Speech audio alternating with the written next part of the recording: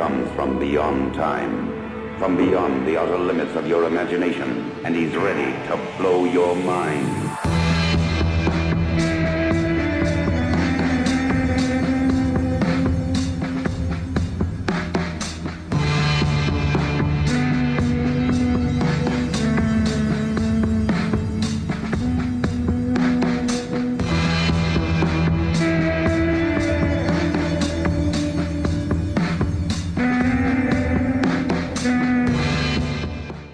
Celebrating its 8th year anniversary, PT seems to forever hold a massive chokehold on the gaming community and has influenced countless horror titles since its release back on August 12th, 2014. It's the topic of countless speculation, wonder, and fairy tale-esque intrigue in what could have been. Although since it's been so long, some might not remember just what exactly happened to the project that could have been Silent Hills, how Kojima essentially been advertising the game a year prior, and how Guillermo del Toro was super, and I mean super mad at the game's cancellation. So let's go back to 2014, when the game was first shown on Gamescom 2014 through an extremely awkward trailer of people getting jump spooked by the game.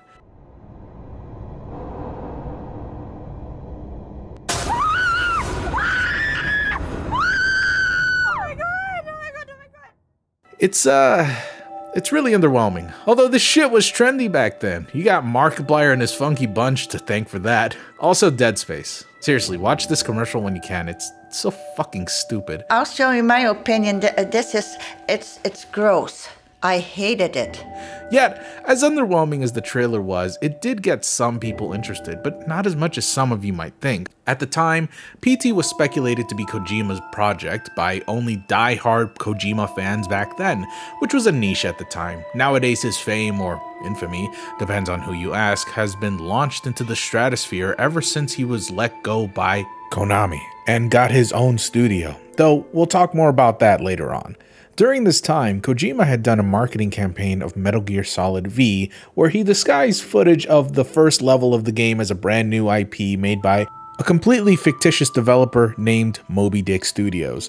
It was honestly not a very well hidden secret, as leaks began to eke out of the project about a week or so after these trailers dropped, but looking back, it probably wasn't supposed to be well hidden in the first place. It just seemed like Kojima wanted to troll around a bit before unveiling to the world his new Metal Gear project. I mean, he even hired an actor to play a fake persona, the Swedish CEO of Moby Dick Studios named Joakim Mogren? Whatever. Joakim being an anagram of Kojima and Mogren being a reference to his then rumored project Ogre, which ended up being MGSV. Joakim even did some amusing interviews with Kojima's boy toy Jeff Keighley that clearly poke fun of the thinly veiled secret. Okay, so you're going to prove that this is real. So what are we seeing here? This is some concept art from the game? Yeah. Some concept art. There's the whale, it looks like. Oh wow, those look like some new screens. Oh, the main character. So these are screenshots. I noticed there's a Fox Engine logo in the corner, so this game is running on the Fox Engine.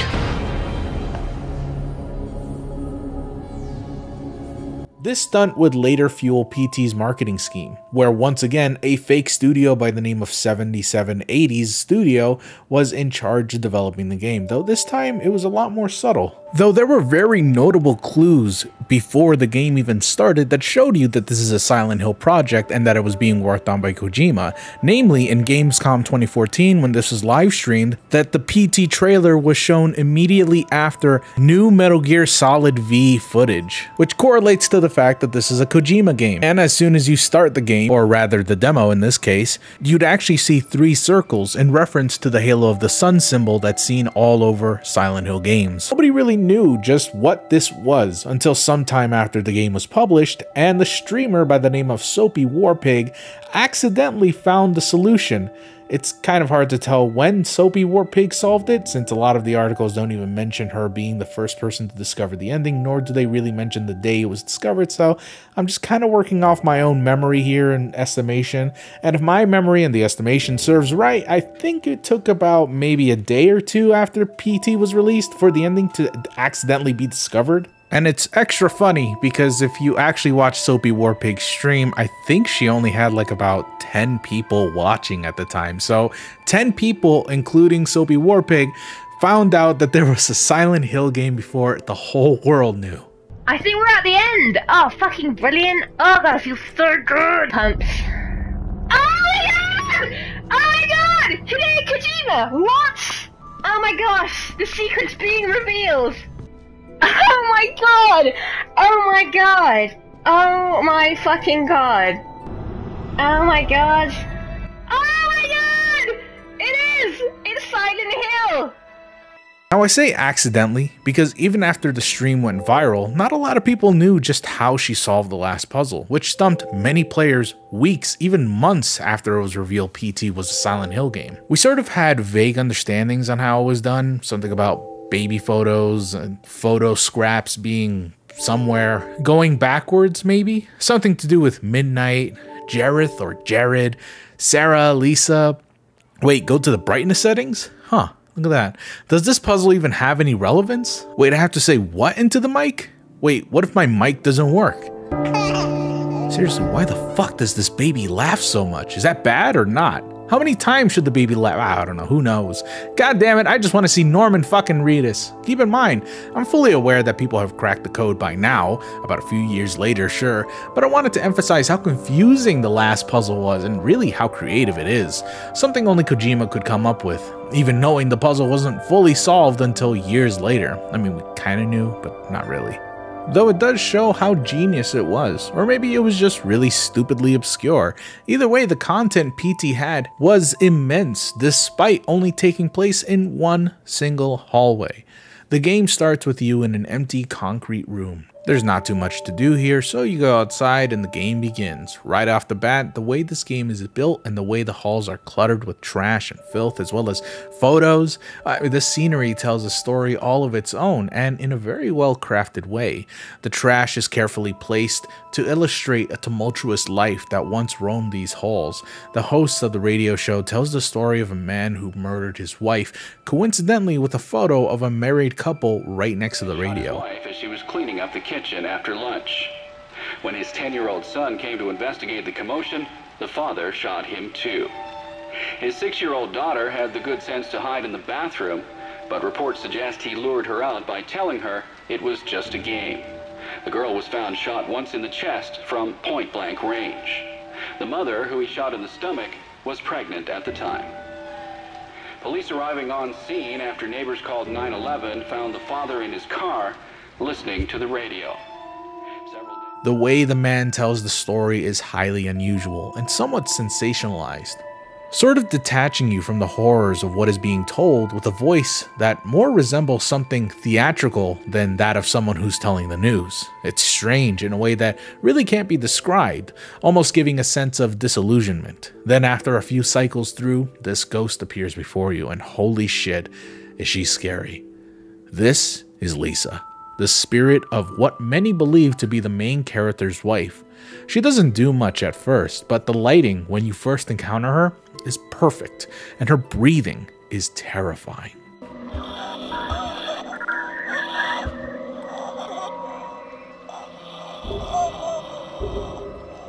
From here onwards, the game takes a turn and becomes a nightmare-inducing thriller that manipulates the hallway, the bathroom, and at some points, the controller as well. It did many things right, and within a relatively small level, the amount of creativity that oozes from this one hallway in particular is immeasurable, and the amount of scares it can pull off just by working the lighting and the sparing use of Lisa is invigorating. The few times you're allowed to go to the bathroom is also very effective, as while it holds very few valuable things, once in a while this fetus-like creature appears, unveiling more about the story. The whole hallway is symbolism for a cyclical purgatory, a concept where a person replays their sins and faults before they could be accepted to heaven.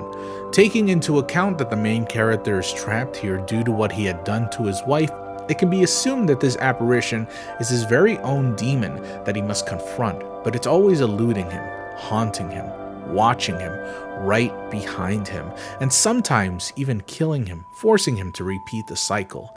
This isn't the only reference to religion either, as Lisa's own eye is missing, the right eye in particular. If your right eye causes you to sin, gouge it out and throw it away. It is better for you to lose one part of your body than your whole body to be thrown into hell.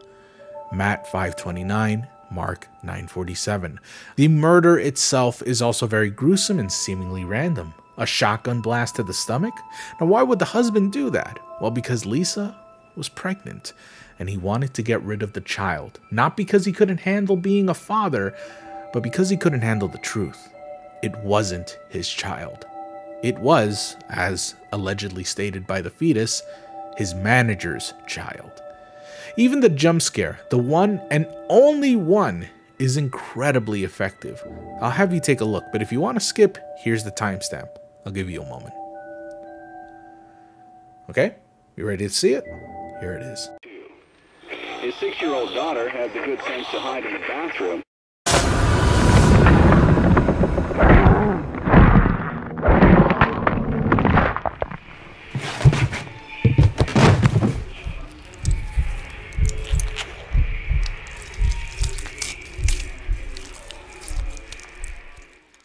So I love this jump scare so fucking much because it does everything, and I mean everything, so well. First of all, the sound of Lisa's breathing gives you the sense of dread. Your sixth sense kind of kicks in and you just want to run, but you can't go anywhere. Secondly, the game doesn't just play a loud sound to scare you. It actually lets you process that split second that there is a face right in front of you with literally no sound. Only after this complete silence does it play a sound, so it combines the brief realization the average human brain has to react to see the face, but also plays a sound ensuring you realize what you just saw was horrifying. Not only that, but after the jump scare, you hear this disturbing sound.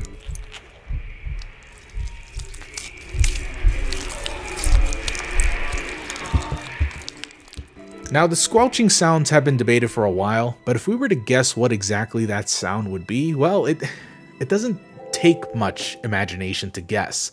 Most people have assumed that Lisa was performing fellatio on the protagonist, but I personally think it's her, well, let's just say it might be her attempting to be a mother again.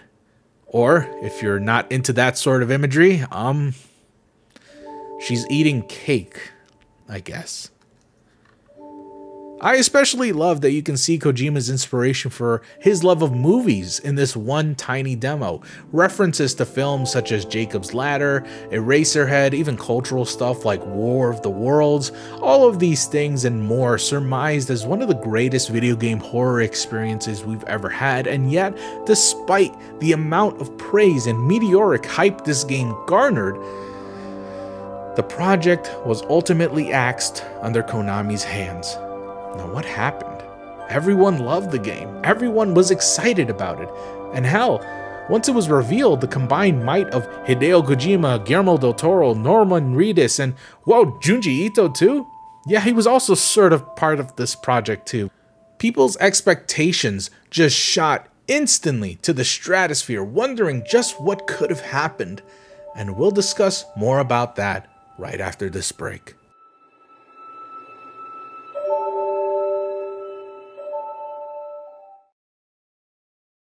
Don't touch that dial.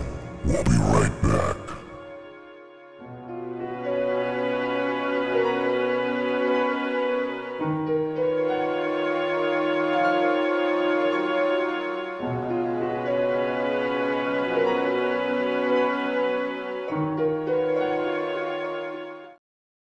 So picture this. Kojima, a mastermind of gaming, Guillermo del Toro, the master of cinema, Junji Ito, the master of horror, all gather one day to have dinner to discuss plans to make one of the greatest Silent Hill games of all time. Ideas are slung, suggestions are made, concepts are worked up, and Norman Reedus, at the height of his career, is now happily part of the project. So where does this all lead? Nowhere. Fucking nowhere. See, this whole project, it was sort of dead on arrival. Kojima was offered to work on the new Silent Hill after showing a ton of interest sometime in 2012, but at the time was working simultaneously on MGSV, a massive game that used up most of Konami's resources. The budget was unlike anything they've worked on before, and Kojima wasn't sure if it was going to all sell, but honestly, it didn't matter to him. His creative freedom was everything he ever wanted, and he was going to make this game his way no matter what. But even then, MGSV arrived in stores incomplete. The last chapters of the game was cut. Many plot points were left unsolved, and most of the missions were padded on in order to compensate for the game's length or lack thereof. During his work on MGSV, the Fox engine was simultaneously being handled by several employees of Konami, but even at this point the Fox engine was not complete. Konami's patience was running thin, and their money wasn't coming back. Kojima was on thin ice, but things got even worse in 2013 when he was eventually demoted from Konami, making it much harder for him to acquire the resources he needed to finish MGSV, and for that matter, start Silent Hills, which he was working on at the same time. You can even find references to PT itself in MGSV via a random radio broadcast. To the radio. Several days before the murders, look behind you. I said, look behind you. Like you're pointing from the street. Konami at this point was reaching a turning point. You know what I mean. It was being taken over by business execs who believed that mobile games were the future, and so was pachinko. These people didn't really understand what video games were, nor understand what kind of IPs Konami had. They just sort of believed in not making video games, but rather making programs addicting enough to incentivize gambling and microtransactions. The people who were taking over were no longer gamers, they were businessmen. Some of these guys didn't even know most of, if any, of the Konami characters that existed in their gaming franchises. It didn't matter. Nothing mattered. So long as it made money, it was allowed to exist. Kojima wasn't making money. He was making risks. Risks such as hiring big-name actors for his games. Risks such as developing a whole new engine just so he could optimize just a bit more fun from his games. Risks such as meeting with big-name directors from Hollywood just so he could spitball ideas. Risks that simply could not exist under Konami's new regime. And so, Konami proceeded to do everything in their power to make Kojima's life miserable, locking him away from his own employees, denying healthcare to Kojima production employees, sending letters to other big-name gaming companies that warned them of former Konami employees who wanted new jobs after Kojima left, and a slew of other claims that are currently unverified at this time. This ended with Kojima being fired just 2 years after his demotion, Silent Hills getting cancelled, and fans understandably being more than just disappointed, but infuriated, especially after all the horrible things that were leaking out of Konami after his departure, some of which was rumored to be coming from Kojima himself. There's even a very well documented video that explains how PT could potentially have been an allegory by Kojima himself that explained how he was going to get fired soon and how most of his identity was going to be erased after this demo released. The video is titled PT's Hidden Meaning, and it goes in depth about crazy stuff that was hidden, odd coincidences, hidden messages to the player, and so much more. Seriously, I highly recommend the Great Debates video. It's incredibly well done and oddly compelling. After his firing, Guillermo del Toro was not too pleased either, to say the least. And Junji Ito, well, as cool as it is to think he could have been part of the project, it was ultimately just a thought. The whole Junji Ito thing was kind of overblown, as Junji Ito himself talked about the Silent Hills meeting he had, and it was just one. And honestly, it was more of a dinner date than it was a meeting. Still, it's kind of cute to think about, isn't it? Guillermo del Toro, Kojima, and Junji Ito just singing karaoke together. It's kind of wholesome. Yet this whole situation isn't really that wholesome. In fact, it's downright vile. The potential PT had was astronomical, and many still wonder just what could have happened had Kojima finished what he started, if Junji Ito actually got on board, and if Konami actually gave a shit about games. We do get a couple of glimpses here and there of what could have been. Just recently in 2020, this guy right here found a way to explore the outside of the house where PT takes place, and he was able to freely explore the vast open area of this empty city. The floor, of course, has no collision, so oh god, oh Jesus, wow.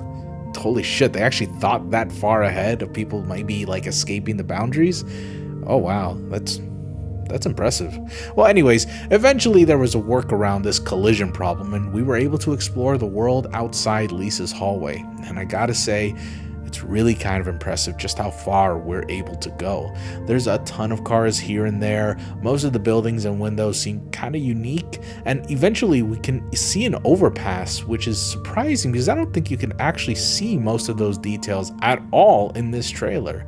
So that leads me to believe that this whole map was a sort of alpha version of what the full map was going to be, a kind of blueprint for the final design of Silent Hill, or Silent Hills, whatever it was going to be.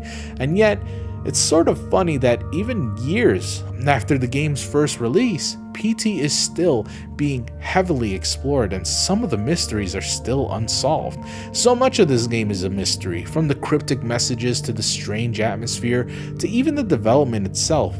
Hell, even Guillermo del Toro talked about how it was completely different when he first played it as opposed to the actual build of the game we see now. Even that is questioned. Just how different was it? What could it have looked like? What did he play? Some players have even hacked the game, ripping assets out of the game just to get a modicum of info of what could have been the greatest horror game of all time. And yet, all of these questions will forever remain unsolved. But these questions and more keep getting asked. This is because PT was just that good. It was a game that inspired so many future game developers, and imitator after imitator after imitator released just years after the game's first announcement. Even Resident Evil 7 was claimed to have taken heavy inspiration from PT, especially since their first gameplay trailer was a literal PT clone. Taking place in a small house? Check. Having weird puzzles? Check. Little to no jump scares? Check. Possible paranormal activity? Sure, check. First person despite previous entries never using first person perspectives? Check, check, check, motherfucking check. But honestly, nobody ever got mad at these clones. And if you do, I mean chill out, seriously. Some of these games are pretty good. In the end, it was a celebration of what could have happened, but never did. We remain here, hoping that someday Kojima will make a horror game, and it doesn't even have to be PT. People just want to see what he can come up with, especially now that he has full creative control over his own studio and games. Whispers have come along here and there of maybe Kojima buying the rights to Silent Hills, maybe making a horror game based off of Death Stranding's universe, or just something after Death Stranding. Hell, there was even a recent photo of him having an interview with his child and Jordan Peele, who is now being referred to as the king of cinematic horror by a ton of people. Is that potentially something? I'm not sure. All we can do is wait. Wait and hope that someday Kojima will return to horror.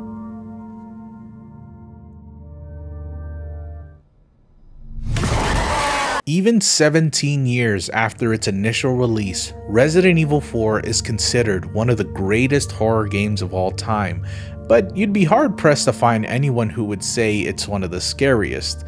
Yeah, despite being a horror game and having few notable spooky moments, the overall vibe of RE4 was more like an action thriller than it was horror. That's not to say there wasn't horrifying stuff. We've already talked about Dr. Salvador, who is one of the freakiest enemies you can encounter, and it had its fair share of jump scares now and then. But if I were to dare challenge the norm, I would say this is the most entertaining horror game ever made, because most horror games fall under the trap of being so slow that it's kind of tedious, or having so little action that it's kind of annoying when it does have action. Survival horror is still my absolute favorite genre of video games, but even then I gotta acknowledge that those games can be kind of, well, boring sometimes.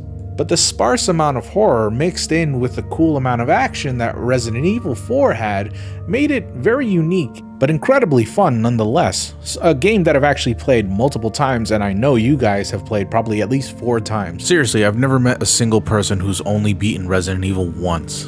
It has to be at least 3 or 4 times. However, I wanted to highlight one of those few moments that the game becomes incredibly scary and honestly kind of hard to play because of how frightening it is. All of this action movie tone kind of changes as soon as you enter the operating theater, where you can see several pale white monsters being experimented on and can read up on how they're being created. And all these sort of exhibits showing you what kind of experiments that Los Iluminados was working on. It goes back to Resident Evil's main theme of bioterror and the bioweapons that they were making and creating. And then suddenly, one of them comes back to life, and you can hear this.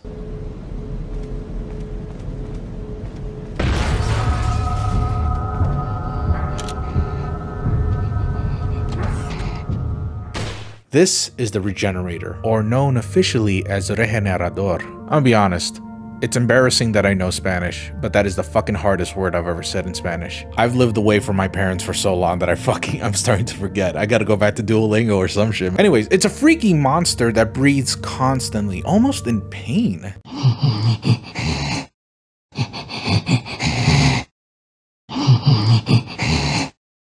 And will chase you around with its long, extendable arms. Its head moves violently, jittering as it walks closely to you. It's a shocking sight to see, as the Regenerator proves to be one of the most formidable enemies you'll face in the game, as well as the scariest.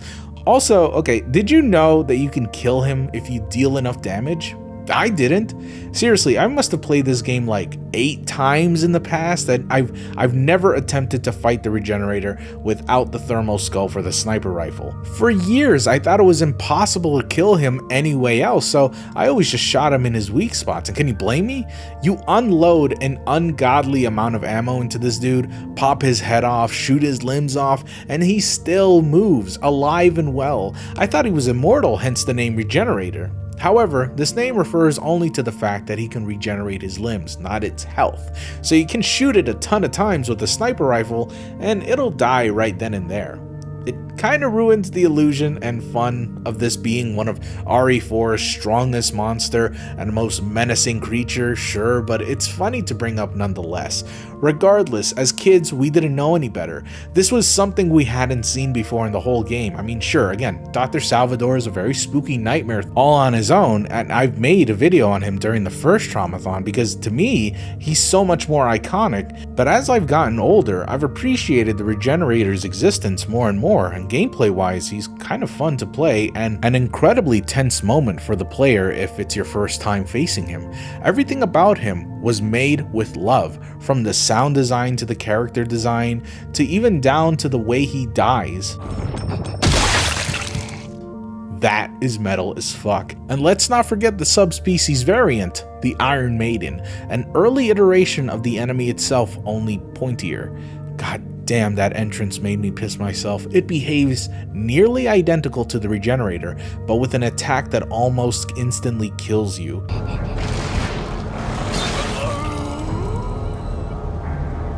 If this didn't make you shit your pants, buddy, you ain't got a soul. The dread of fighting a variant of a monster you've already fought before, only stronger and scarier, should already have you shitting your pants, but this seals the deal. Oh god, it could still attack on the floor? How have I played this game for years and not known that? God, I love RE4. I should make a Traumathon episode for it someday, but then I'd feel like I'm ripping off Sphere Hunter, so I don't know. Honestly, I just love recanting old spooky shit that scared me as a kid with you guys. It ain't always gotta be about the whole thing, nor does it have to be super in-depth all the time. But can I just say one thing? As much as I love the Regenerators, and this might be really controversial to say, I feel like they ruin later Resident Evil games. Don't get me wrong, I actually kind of like RE6, and I love what they did with RE7. But dude, I am so fucking tired of fighting BOWs. Like, can we just go back to zombies? Like, okay, we can do the whole wolf people and vampire shit, sure, but like BOWs are just so boring and have such uninspired designs. It's very clearly based off of the Regenerators too, as their prodigious designs are very heavily reminiscent of them, and they're among the first bioweapons man-made by Los Illuminados. But that doesn't mean all of them have to be the same variant of them, right? I don't know. I'm just not a fan of the whole bioweapon creature thing they had going on for a while, and I especially don't like it when it's the same enemy over and over again throughout the entire game. I love you, RE7, but damn, that was infuriating. But hey, there's a new Resident Evil 4 remake coming out soon, with our dear old Leon Scott Butchinity, and I'm really excited to see what they're gonna do with Dr. Salvador, the Regenerators, El Gigante, that fucking fish in the pond. You know, I'm really stoked about it. And even if it's bad, even if it's not living up to our expectations, there will always be Resident Evil 4 for the old consoles and for remakes and the HD remasters and however many times they're gonna re-release this game. It'll always be there for us to revisit and relive that nightmare.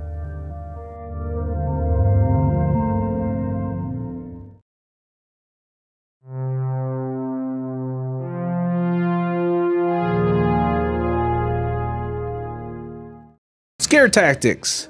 Please, someone for the love of God, tell me you remember Scare Tactics. It was a show that boomed during the era of prank television during the 2000s, starting with Punk'd, a show that mainly targeted celebrities and other Hollywood personalities.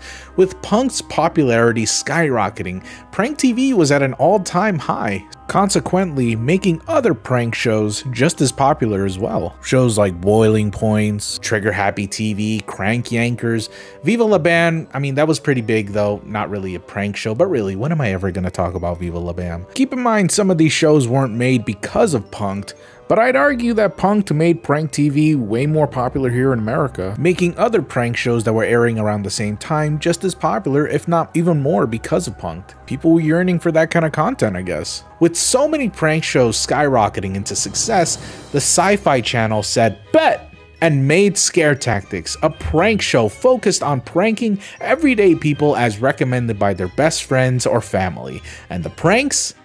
To scare the ever-loving fuck out of them.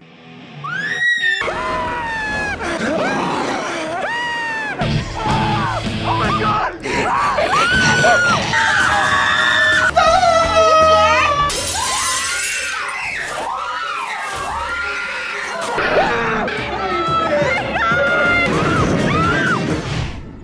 Holy shit, they went hard on these poor sons of bitches. They never even knew what was coming to them. It was a masterfully designed show in creating both suspense for the audience as well as horror for the victims, and it executed its pranks brutally well. They were so good, in fact, that some might argue that's exactly what caused its early downfall. But I'll get to that in a sec. Side note, I won't be talking about the Tracy Morgan version of the show. I mean, I'll mention it briefly here and there, but I'm really not too familiar with the later seasons, and well, the pranks during this era weren't very, good.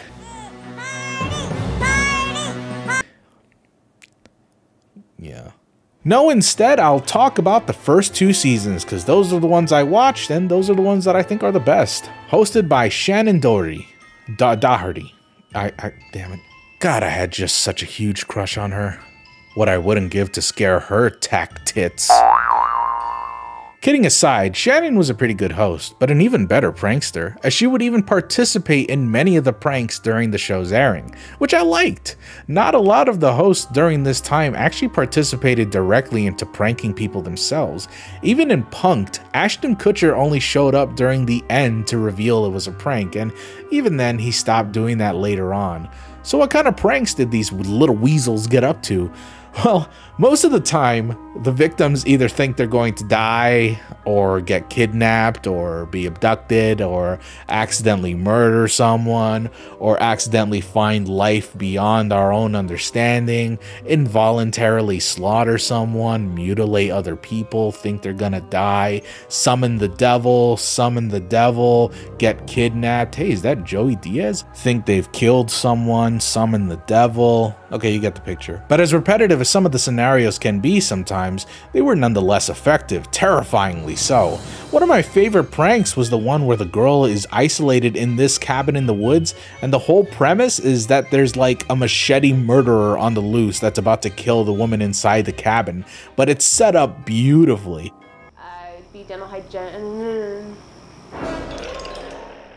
This scene happens for just a few seconds, but that must have terrified her for those few seconds, and it makes her wonder if she ever really saw anyone at all. The other participants call her friend who's outside to see if he's alright, and part of the prank by the way, but then he's suddenly attacked. They lose contact with everyone. Everyone starts panicking, and then this happens.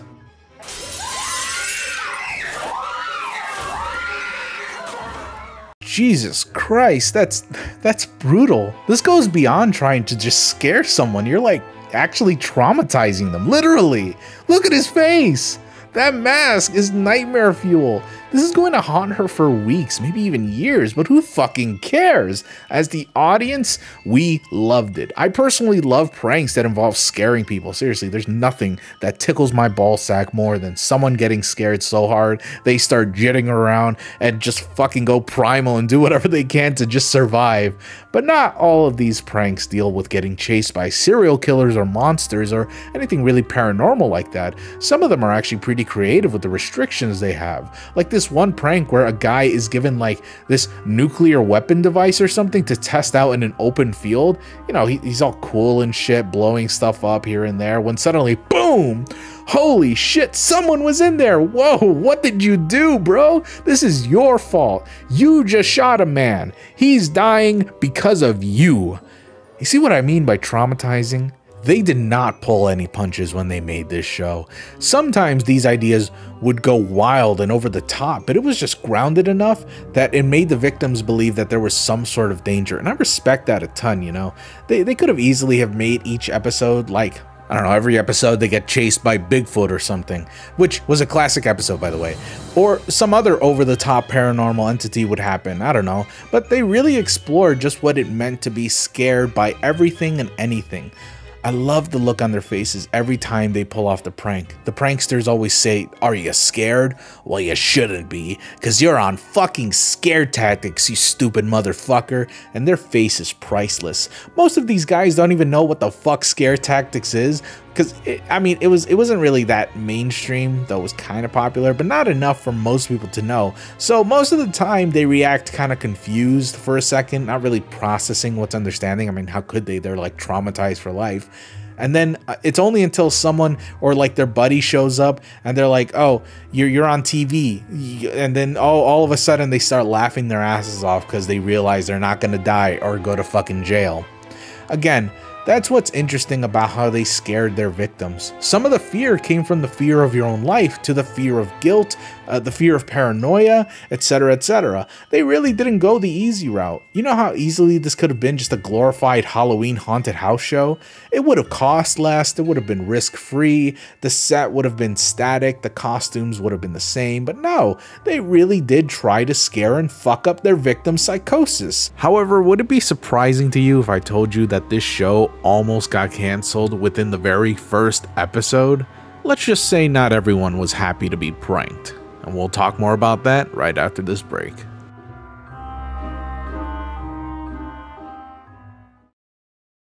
Don't touch that dial. We'll be right back.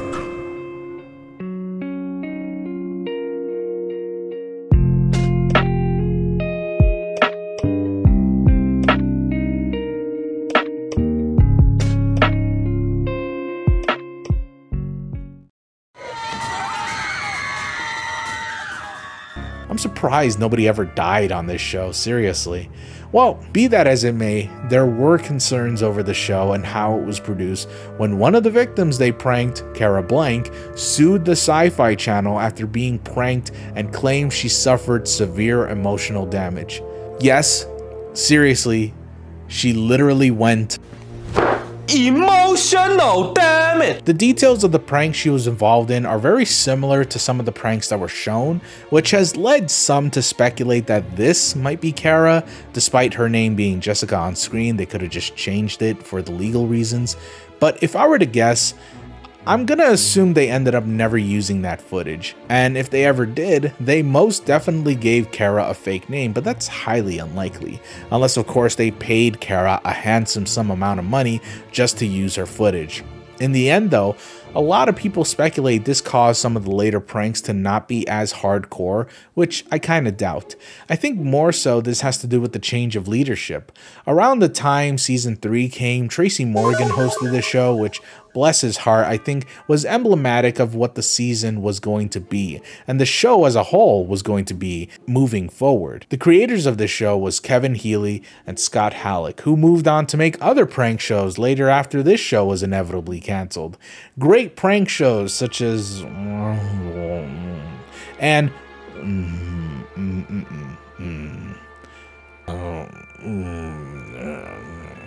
the two of them ultimately had a falling out in 2011, but it seems like, with Healy at least, he still likes making scary prank shows. He even produced one of PewDiePie's Scare PewDiePie episodes. Though don't expect that these two will ever come back to work again, because as of this recording, there is a new lawsuit that was brought up by Halleck, the other co-creator of Scare Tactics, to Healy because he has now accused him of copyright infringement for stealing the idea of Scare Tactics to make a new show called Prank Encounters. So with them out of the picture, along with some of the more prominent directors, the show turned out to be a lot more comedic and ridiculous and over the top. There definitely were some moments that went hardcore as shit, like this one for example.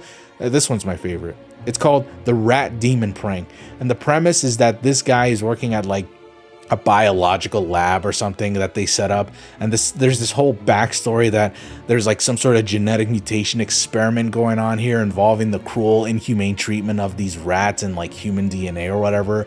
Bless the victim's heart, man. He loves animals, and as soon as he hears that, he's like about to cry and everything. But then we get a glimpse at this rat-human embryo thing, and then things just start to tense up, and suddenly he hears noises from the cabinet, and then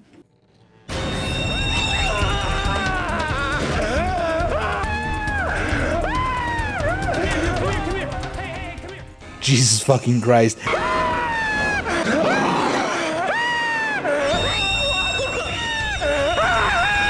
This is like the best scream they've ever had on this show. So they still had some good stuff, but most of the time we just had ridiculous shit like this.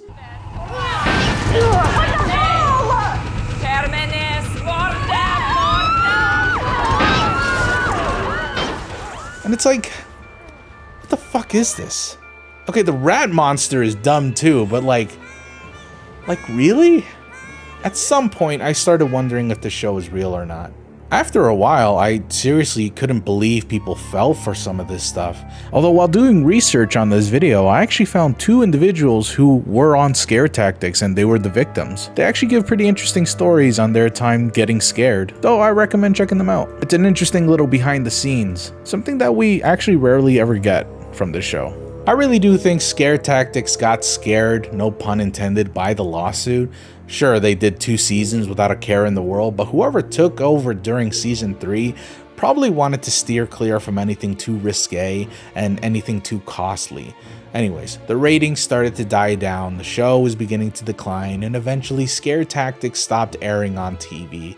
It was moved over to the horror channel Chiller, not to be confused with the superior streaming service Shudder, which, if anyone from Shudder is watching, I'd be totally happy with any sort of sponsorship for the month of October, or fuck it, even after Halloween. I love your stuff. My favorite movies are Tetsuo the Iron Man. I love it. Don't ask why.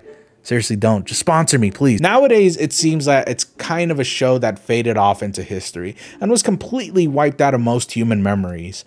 And you know something? That's probably for the best. I feel like scare tactics came out during the perfect time when we could get away with most of this shit and go so fucking hard on people, scarring them for life without really facing any repercussions. Well, most repercussions anyways. I think if this came out now, people would clutch their pearls about how mean it was, and you know, I won't deny it, it's a fucking brutal show, but hey, call me Satan or whatever, but I thought this was entertainment at its finest.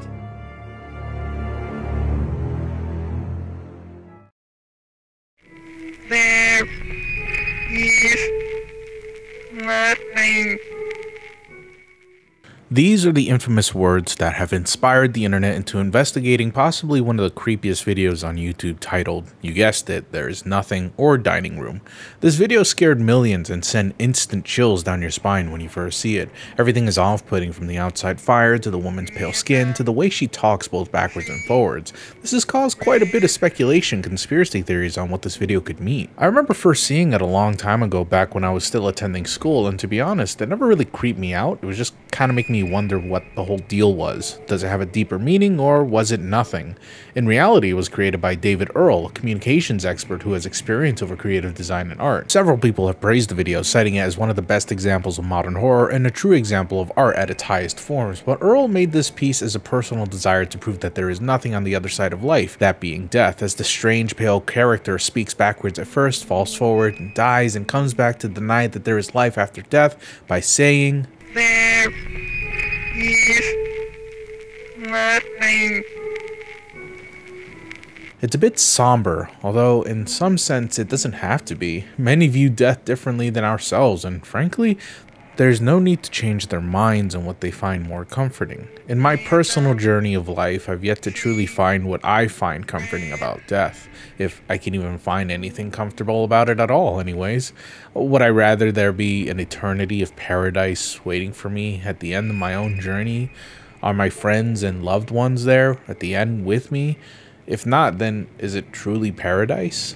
Would I rather be a wandering spirit forever haunting the world, thinking about life, repeating the cycle of those last few remnants of memories I was able to cling on to? Do I even want to be conscious for an eternity? Or, like David Earl, would I rather the other thought, the idea that after death, There is nothing. But like how David Earl interprets death through this 1-minute video, so too do others interpret his own words and meanings through this simple video. Let's take a look at a few interpretations. I love this video so much. Even though I'm Catholic and don't agree with the message, I can still see the detail. I love the overall aesthetic of the 1800s/early 1900s with the house style and the dress the woman wears. There is nobody at the table and screams in the background, presumably people being scared of the fire or death itself. I can't describe, but there's this feeling of death, gore, and nothingness, all things that are dreadful. Along with the piano playing the music scale, it adds to the creepy factor. Bravo. I think of this as the interpretation of hell, and that the girl is trapped in this house of eternity while all she can hear are the flames and the music. This could definitely create a feeling of nothingness. I've always loved the artistic expression of this video. It still gives me the chills years later. Do I personally believe that there is life after death? Yes. When I was 9 years old, I almost died from drowning. I remember something about that day that I'll never forget as long as I live on this earth. I could have sworn I found myself not being able to touch the bottom of a pool.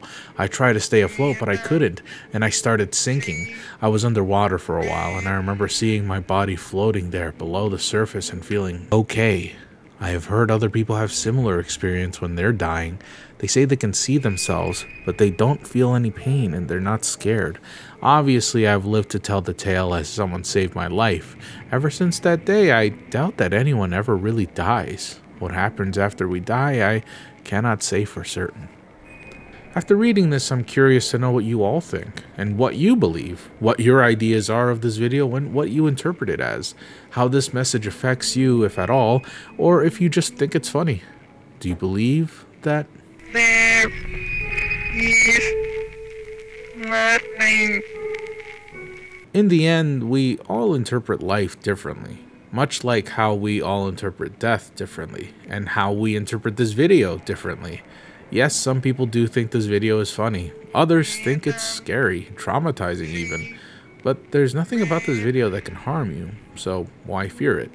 Do we fear the message? Or do we fear the imagery? Is it something primal within us that distrusts this video? Or is it just simply uncomfortable knowing what this video is all about, the message itself? Was it all amplified by her words or by her meaning, by her existence? What she represents. Whatever it may be, Pale Woman's words are her own, as her ideas, what she has seen and what she has experienced. No matter what you tell her, no matter how many times you play back, she and many others believe that in the end, There is nothing.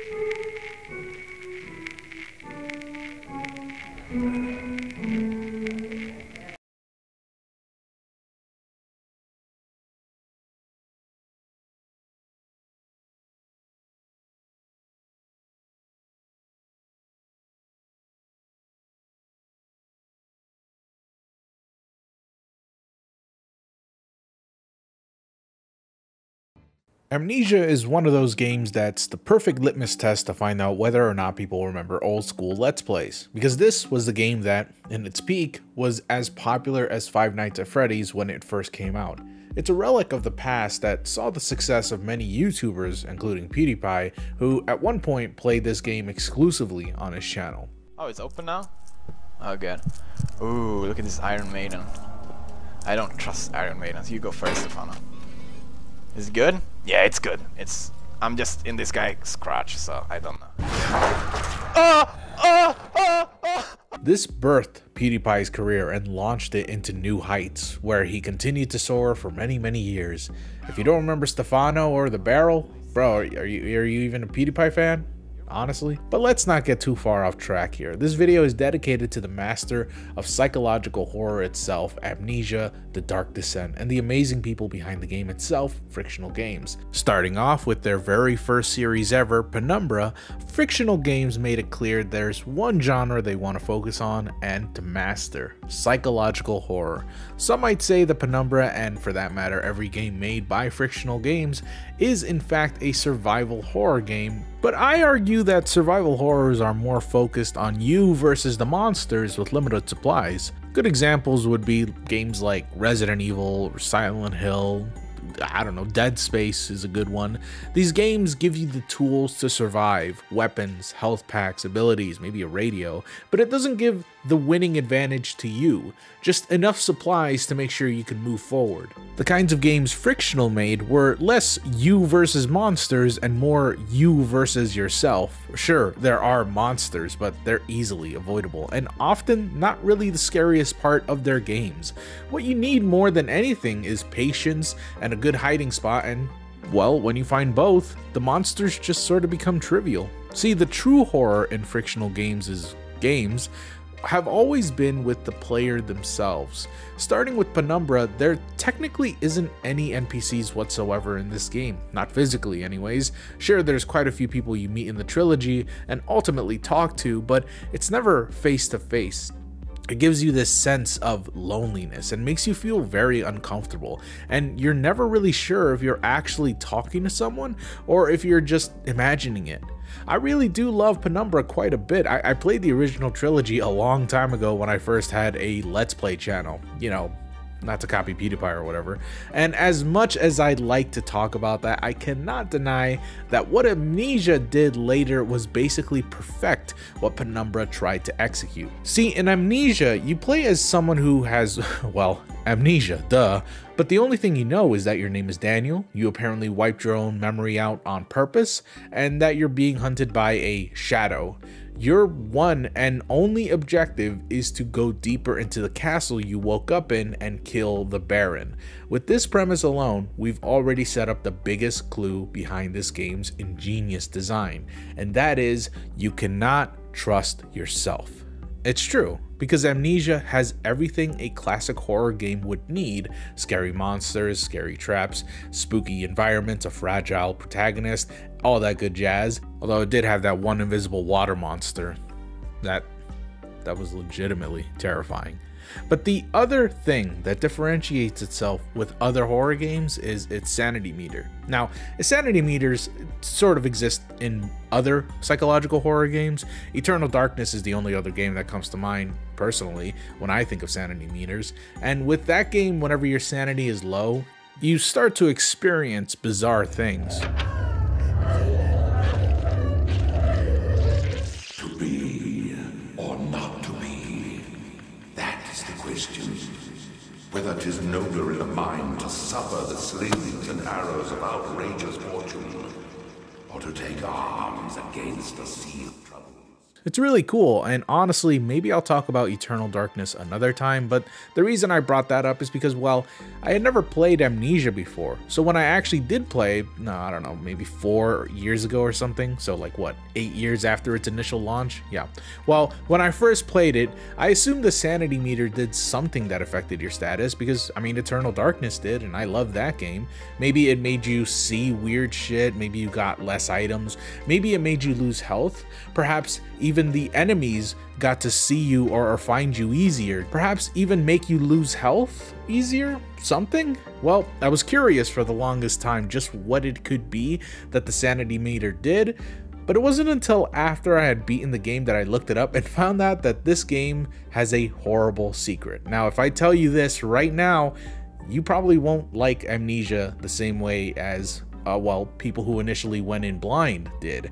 So I would go ahead and play that game, enjoy it yourself, stream it, I don't know, do something with it, because what it does with the sanity meter is insane, and spoiling the secret would probably spoil most of the scares. So this is your last warning before I spoil things, okay? All right, you ready? This is what the sanity meter does. Here it is. Nothing. Fucking nothing. Even the tips in the loading screen say the sanity meter does something, but it's never clear as to how it does it or what point it does it at. The reality is there's no effect to lowering your sanity at all. There's nothing that happens, and yet somehow this non-existent mechanic that does absolutely nothing at all made players all over think that it did do something, anything. It made players scared by having their fear, whatever it was, come to life. It made players scared of themselves. It weaponized the player's own anxiety and fears and made them think that this does something. Now, to be fair, it doesn't totally not do anything at all. I mean, it does do some things, but they're mostly cosmetic in nature. There's also the fact that the sanity meter makes you fall down on the ground involuntarily and forces you to just start crawling for a few seconds. That in itself is incredibly scary, but again, the entire point is that there is no fail state. There's no death. There's no consequence long terms. It's just sort of small, inconsiderate things that could be really effective if you're in the wrong situation, sure, but not really anything major. One of the most notable effects is making the whole screen warp and loopy, making things disorienting and weird, making you feel like something dreadful is going to happen. Sounds are randomly played, making things creepier. It made you think that something was approaching you, or perhaps you were reaching the end of your life. Yet honestly, that's just the equivalent of someone forcing you to wear beer goggles and playing a random ASMR video on YouTube. It doesn't do anything to affect you at all gameplay wise. This of course changes when you play it on hard mode, which actually does have a consequence, and unfortunately it's really nothing interesting, just death. Yeah. But I guess that's sort of the reason why they did this. In fact, the creator of the game himself actually commented on the effect of death not really being that scary, but being somewhat annoying to the players. Ultimately though, it's that extra dose of anxiety that really made Amnesia so special. It focused on using players' expectations to make them believe something that doesn't exist, which made a lot of them scared. It's a game that taught Friction Games how to make even better games in the future, and it eventually led them to Soma, a game I highly consider one of the greatest psychological horror games of all time. Seriously. I mean, like I said, the monsters are whatever and blah blah blah, but the existential shit, man, you just gotta play the game. The existential shit that happens in Soma is so beautiful. It's nightmare fuel. You should really play it. Anyways, overall, Amnesia is still one of the most iconic horror games out there, and I hope what you learn doesn't diminish that for you. If anything, I think it's incredibly clever and probably works a lot more than I think most people are willing to admit. Well, whether that changed your opinion of the game for you or not, one thing's for certain. Without this game, we never have young PewDiePie's compilations of back when he was super cringy and kind of fucking greasy. And that's something to be thankful for. Stop! Oh, my leg! Ah!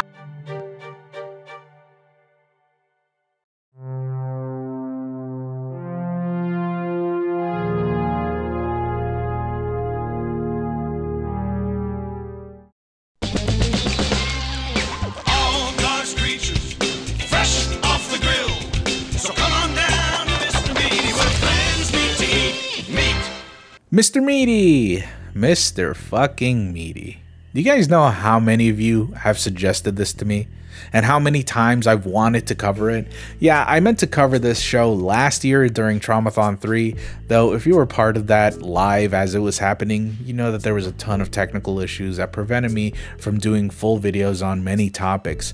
One of them being the highly requested, highly gross out, and highly unwatchable Mr. Meaty.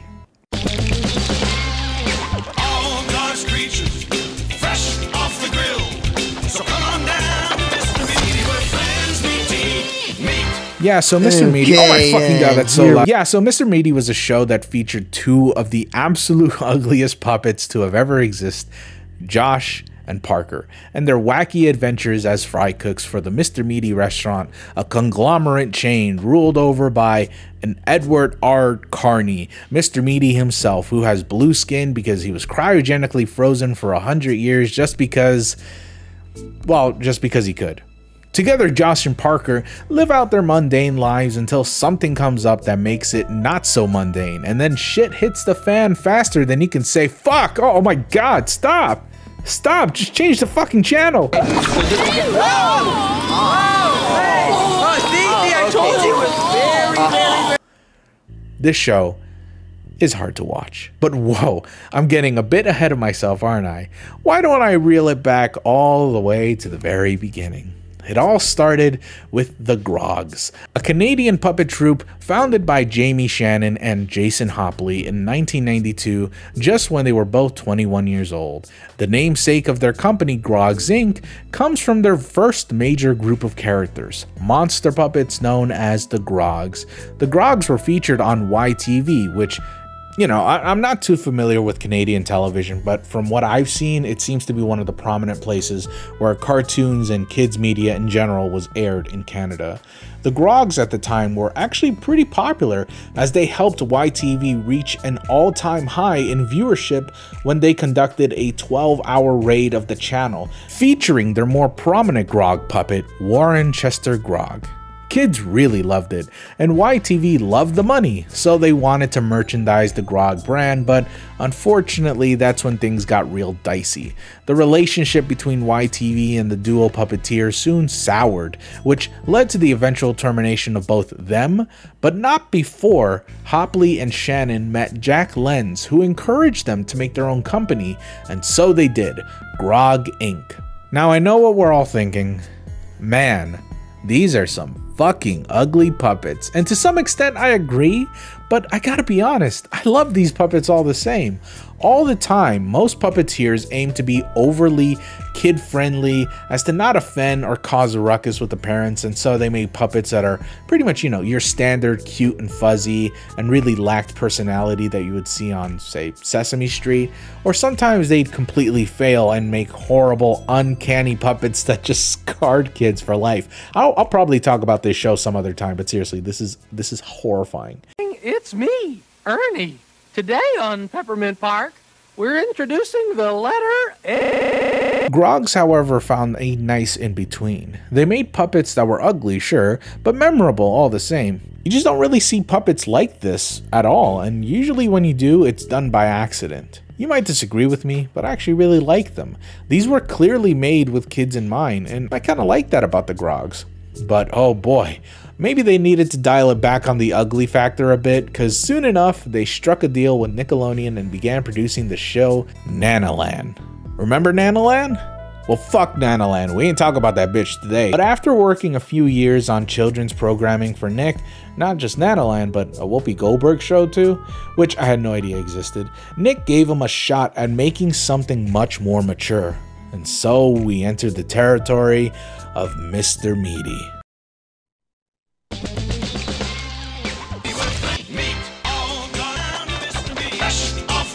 Yeah, we get it. Anyways, this was aimed towards teenagers, not just kids, which I believe was Nickelodeon's first mistake.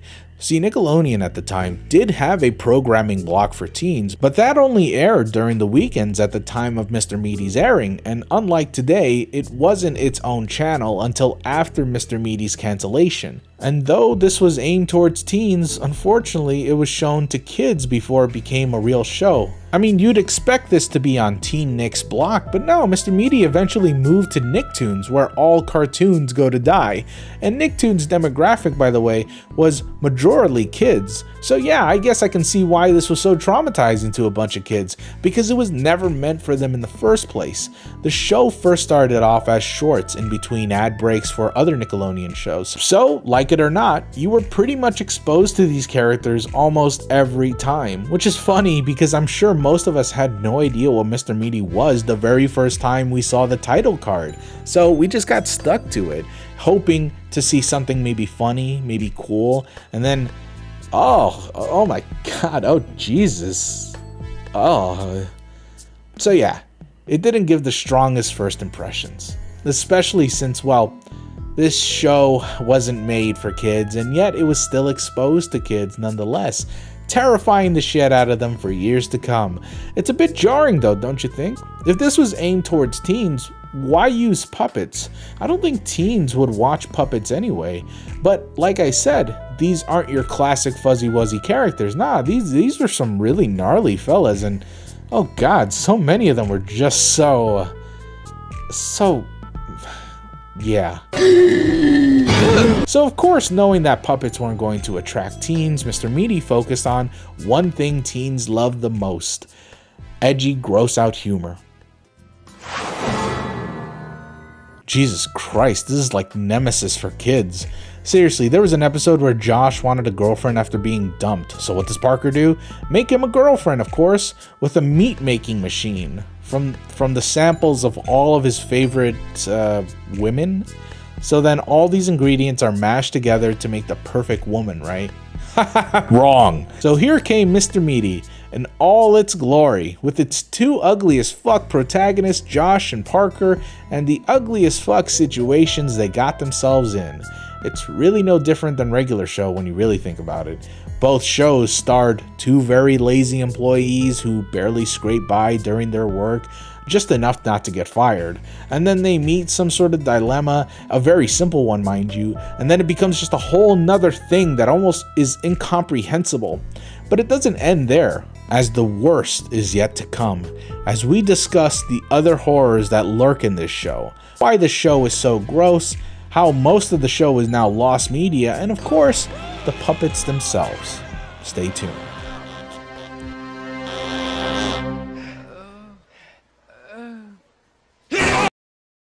Don't touch that dial. We'll be right back.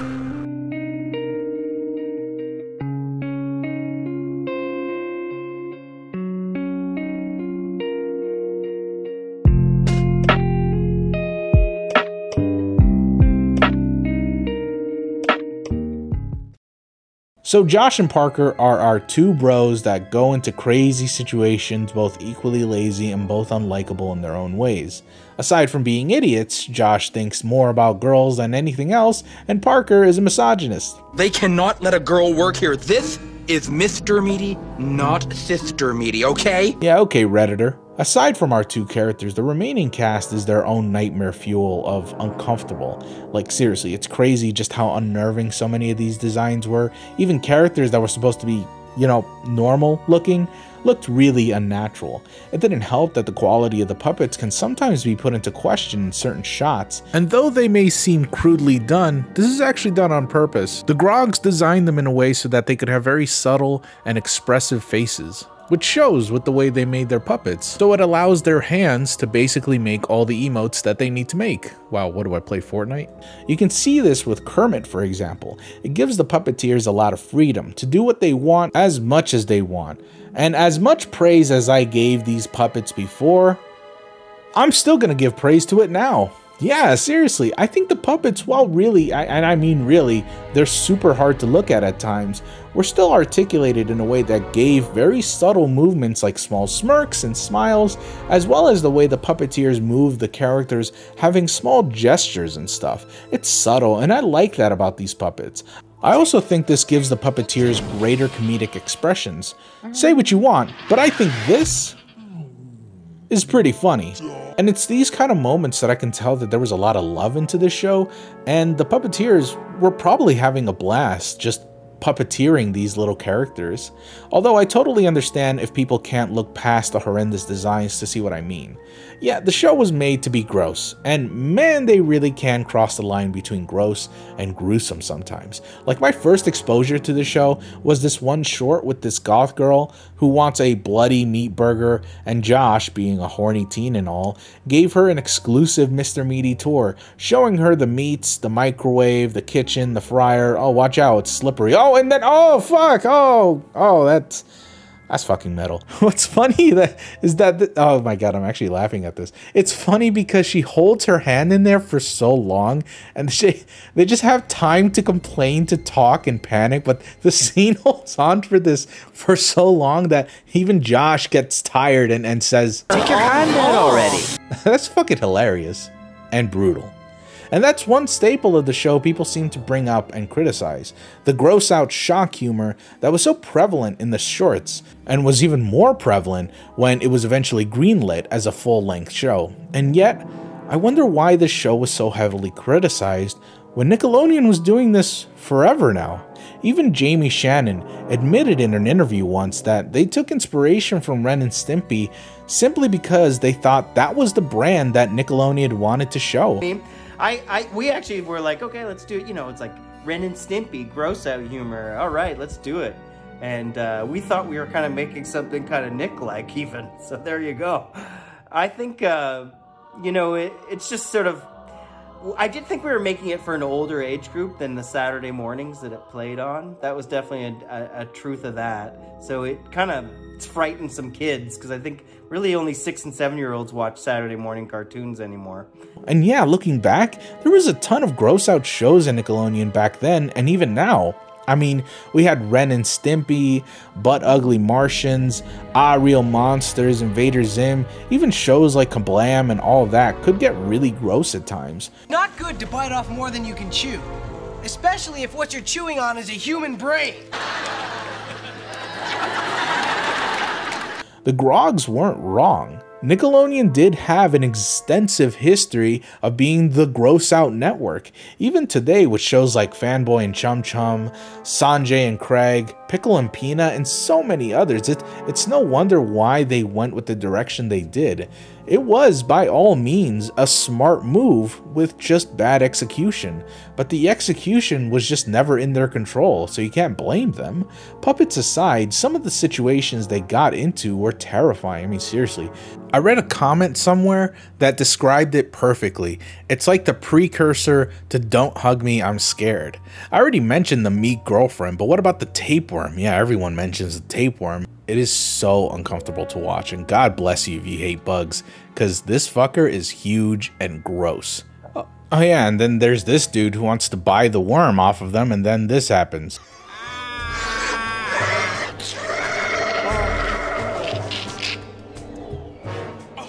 Oh, that's just so lovely, isn't it? Or how about this episode, the one I personally consider the absolute worst, which is called I Love Lizzie. In it, Lizzie, a new girl in town, wants to work for Mr. Meaty. Too bad she's a fucking alien. She wants to empreg the other two characters. Oh, but she can't. Oh well. Oh, woe is me. They feel bad for her, and so they just let her fuck a burger and... Yeah.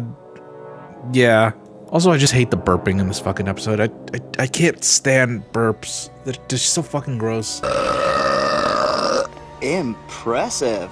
Also, the show has a ton of shit jokes. And I don't mean like the jokes as in the quality of the jokes are shit. I mean like There's a surprising amount of shit. Oh, you're gonna make me Yep. That's where it comes from, alright. Look, even Biru hates it, right, Biru? Although, I should come clean with this video and say that, well, I was a preteen, kind of a teen around this time, I guess a tween. I don't know, is that what it was called? I don't know. Well, anyways, I was pretty much the perfect demographic for this show. And honestly, it definitely was made for me. Unfortunately, this is one of those times that I struggle to find most of the things here creepy, as I really do think this show is pretty funny, gross out and all. You guys are gonna hate me, but I actually burst out laughing while I was watching some of these episodes. Especially this one episode where Parker dies of embarrassment after a viral clip of him, well, goes viral, and then he revisits his past memories of his most embarrassing moments because death wants to teach him a lesson or something. And one of those moments happens to be a pool party incident where this suddenly happens.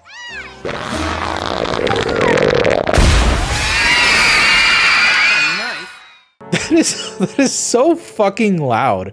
Like, oh my god, it's like a shit post made today. It's just so fucking funny, man. So yeah, it can be gross, and trust me, not all of it stuck with me. But I do find the show funny at times, and believe it or not, I don't really find it as gross as other gross out shows that Nickelodeon had at the time. It's very on brand. When I think Mr. Meaty, I definitely think Nickelodeon, especially since the color scheme sort of reminds me of the channel's logo. It's a show that, upon my research, was enjoyable to watch. Well, okay, maybe not enjoyable per se all the time, but it was still a lot of fun. So, maybe I'm not the best at reviewing this, but I can definitely see where it fell flat for so many viewers. It just simply wasn't made for you, either back then or even now.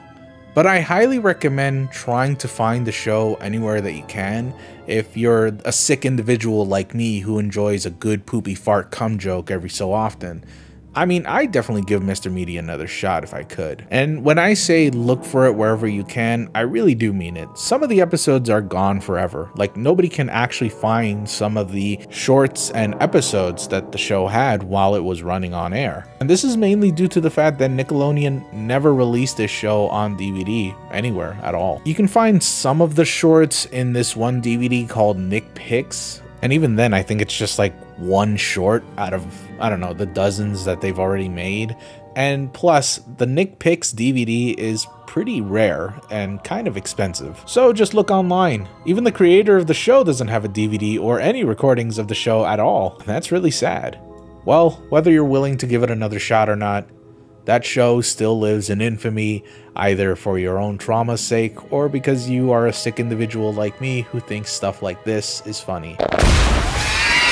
And if you're one of the people who didn't like this show and wanted it off the air, well, you weren't alone. There were a bunch of very angry vegans that wanted this show off the air. Vegans who had no fucking clue what the show was about at all. Seriously, I'm not even kidding. They set up a petition thinking that Mr. Meaty was some sort of show that brainwashed like kids to eat meat or something like that or whatever, but it wasn't at all, as we both know. And God bless Nickelodeon, they really defended this show and even insulted them by saying, oh, if you're gonna actually make a petition about this show, at least watch it. Damn, that's a slap in the face, isn't it? Seriously, give Mr. Meaty another shot. They're pretty funny. I like the episodes that are actually lost tapes episodes, which I thought was really hilarious, especially as someone who loves mockumentary horror films. You can find some of these episodes online on YouTube right now. Hopefully someday the rest of the episodes can be found. And maybe, who knows, maybe this video changed your mind about it. And if not, I guess Mr. Meaty's just gonna be there forever in your mind, scaring you with images like this. Is that foreskin? Okay, you fucking British people. We need to talk about your seedy, shitty kids shows and how they've ruined your fucking children for generations. First, there was this horrible Numberjack show with these disgusting little creatures and the number taker that scared a ton of kids apparently. Then you had Mr. Blobby, which got his fucking ass kicked, literally. And now we're talking about this. I have a feeling this won't be the last time we'll talk about a British kids show. Yeah, so this is Mr. Nosy Bonk, and I've been told about him for a little while now, although I've decided not to cover him for the simple fact that, well, I thought Mr. Nosy Bonk wasn't real. Yes, seriously, I thought he was like some creepypasta or something, I don't know, but it turns out he existed. Like, he was in a kids show, and he scared children from all over the UK in the 80s. He belonged to a kids show called Jigsaw. Ironic, huh?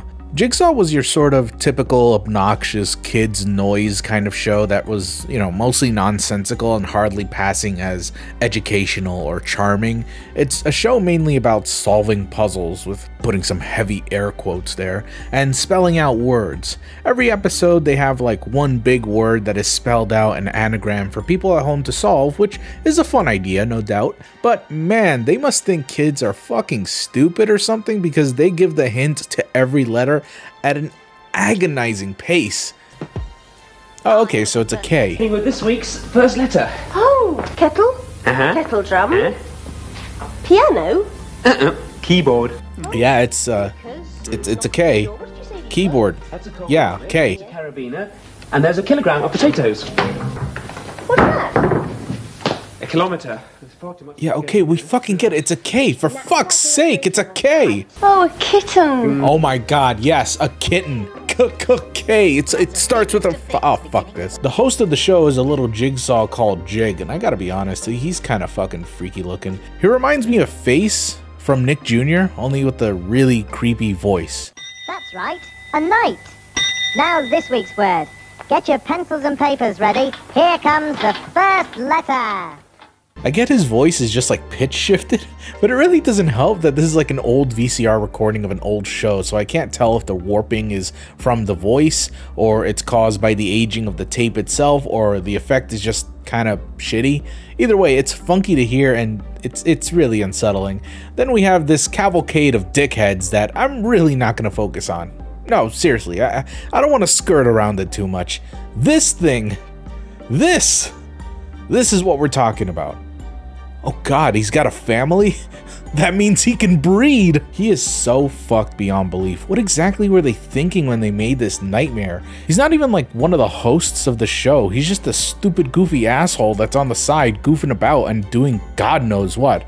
I'm sorry, I'm just stupefied. Like, this is straight out of a creepypasta. And when doing research, I found that he is in fact involved with multiple creepypastas because he scared that many kids, and other people's videos on him were narrated and performed like they were reading off of a creepypasta. So I figured that the guy was just a made-up fictional character like Slenderman or something. Then I've seen the parodies that people have done where they actually treat him like a mass murderer, which, to be fair, is fitting with this design, but really muddied the research a lot. You, a knife you, a knife you, a knife you, a knife you, a knife you. Yet that only confused me further. Is he or is he not from an actual kids show? Obviously we know that he is now, but even the kids shows has so very little information on it that it's questionable if it ever really existed. Even the Wikipedia article has literally no sources whatsoever attached to any of the statements made. Yes, seriously, all of the sources on this article are just BBC TV Guide entries. What the fuck? Even the one place that had the most information out of any other website that I found had zero info on Mr. Nosy Bonk. I'm not fucking kidding. They talk about the other side characters, but not Mr. Nosy Bonk. Fuck, is any of this even real? What, like, is this from a different dimension? Like, oh god, my research is getting real meta now, so instead of me just questioning reality as it is now structured, let's just focus on Nosy Bonk, because, I mean, god.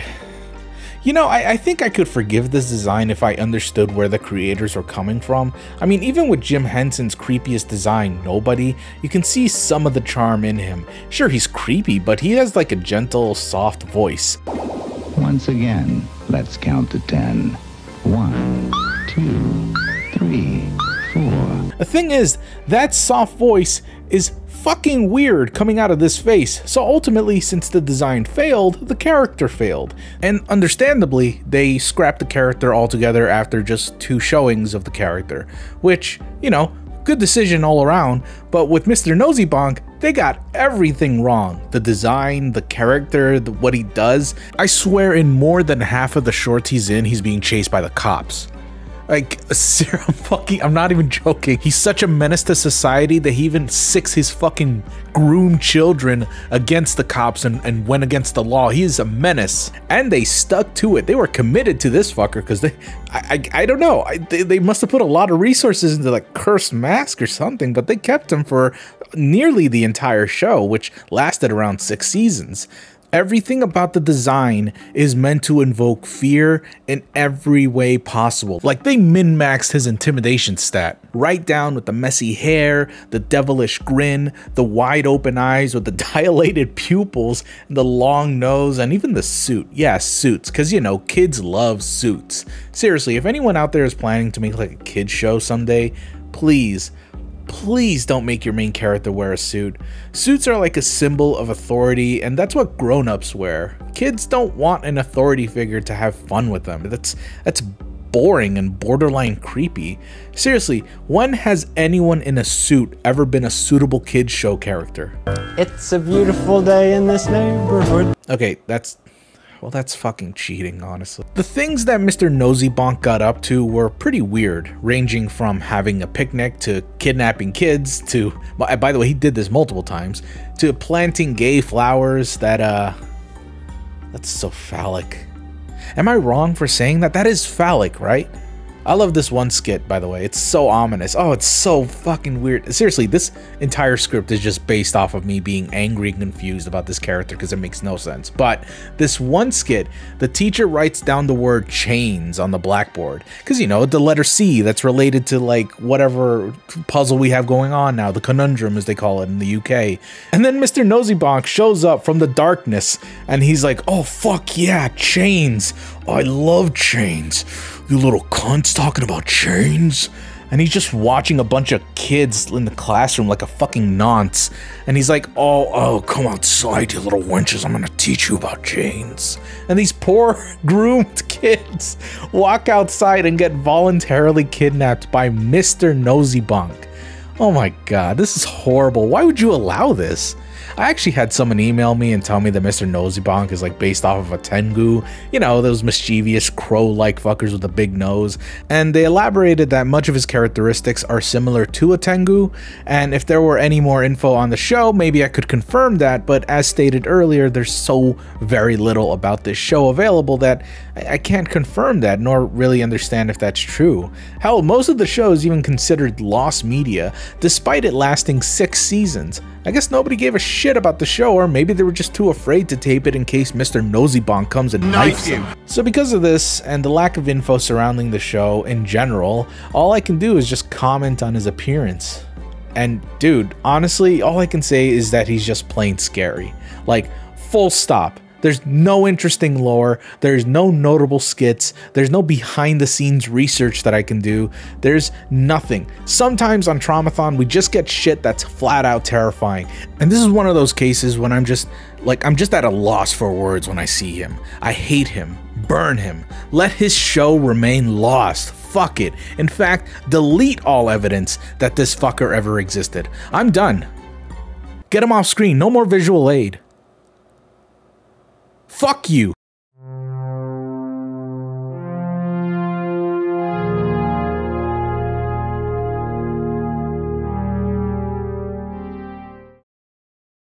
Death and Disney go hand to hand like pepperoni on pizza. No matter which Disney movie you saw back then, most of them ended up with villains dead, sometimes in brutal fashion, or other characters that just happen to die on screen.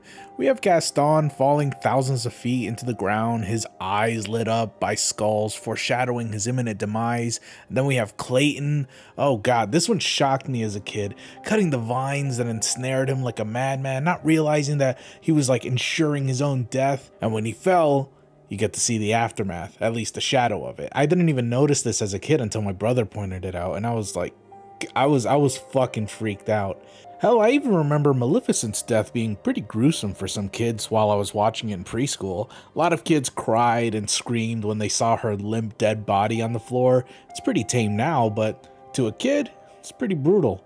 So that's what today's video will be focusing on. Some of Disney's most horrific death scenes, because believe it or not, there's quite a few. Although I would like to focus on the more obscure ones rather than the mainstream ones that everyone keeps mentioning. Everyone's done this topic to death by now, so I just wanted to make a brief episode talking about the ones that I think were really interesting or noteworthy. So let's start off with the scene that inspired this video in the first place, the pheasant scene from Bambi. I have to be honest, I've never watched Bambi before, mainly because I thought it looked boring.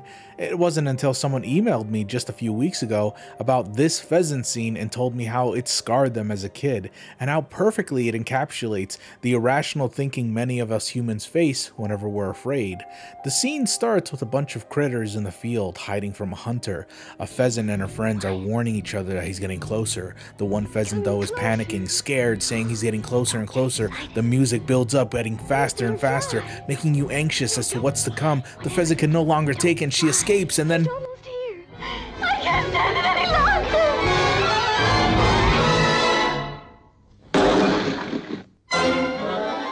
God damn, that is a masterclass of suspense. No joke, it's extremely well executed. The music building up as the pheasants are panicking, trying to keep their friend calm. It perfectly captures how fatal of a mistake we can make when we're scared. It's really well done, and it's shocking to see that the dead bird crashes down in front of everyone, making them all scurry around, almost assuredly leading to multiple deaths later on. Yeah, sure, Bambi's mom scene is sad, and I have a few people mentioning it for the entry of Traumathon, but to be frank, I think that scene's more sad than scary. This scene, however, oh boy, what a scene it is. Crazy how no one talks about it nowadays, almost as if it never happened. Though again, Bambi's mom's death most likely overshadowed it, and people were more shocked by that than some random pheasant's death, so I guess it just sort of went under the radar. Going from one obscure death to another though, the Black Cauldron also holds some pretty graphic scenes. Everyone talks about that Horned King's death, which is gnarly to look at. His entire flesh is just ripped away, and all that's left is this skeleton writhing in pain. It's so gruesome and cool. Or how about this death involving the character Gurgi? See, the titular cauldron itself, it can actually raise an army of the dead known as the Cauldronborn. By the way, this scene is equally scary, but I'll get to that in a sec. However, the only way to stop the cauldron is if someone willingly climbs into it and sacrifices themselves. Our main character, Taryn, volunteers, but Gurgi doesn't allow it, stating, Taryn has many friends. Gurgi has no friends. Gurgi! No! That is really sad and kind of crazy considering he's such a fluffy, goofy sidekick character that we're so used to in modern day Disney shows and movies. Usually these sidekick characters aren't really taken seriously. They're just there. They just exist for merchandise, and they're little critters that don't really say much, or if they have anything to say, it's comedic in nature. But here, this motherfucker just kills himself for the greater good. Damn. It's kind of badass. I actually hated him as a kid when I first saw this movie, but seeing this made me feel real bad about what I thought about him. It's really touching.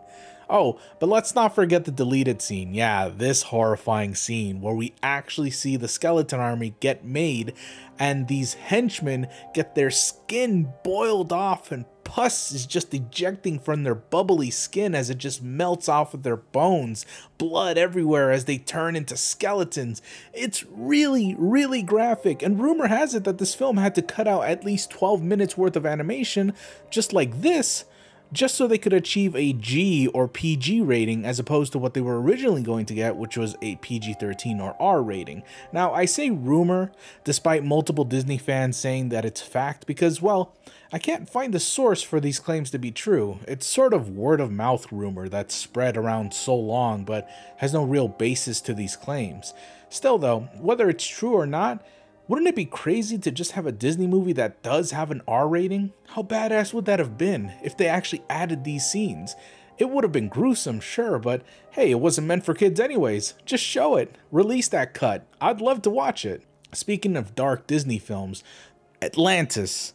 A movie that probably scored the highest when it came to body count for any other Disney animation film. Yeah, remember that one scene where a bunch of submarine fighters are getting killed by this giant Leviathan Atlantis monster? On screen too. It's established early on that this is a huge expedition with thousands of people on board. And there are people in these submarines. Like, they're not getting out. They exploded and they died. Lots of them have families. No parachutes to save you underwater, motherfuckers. You're dead.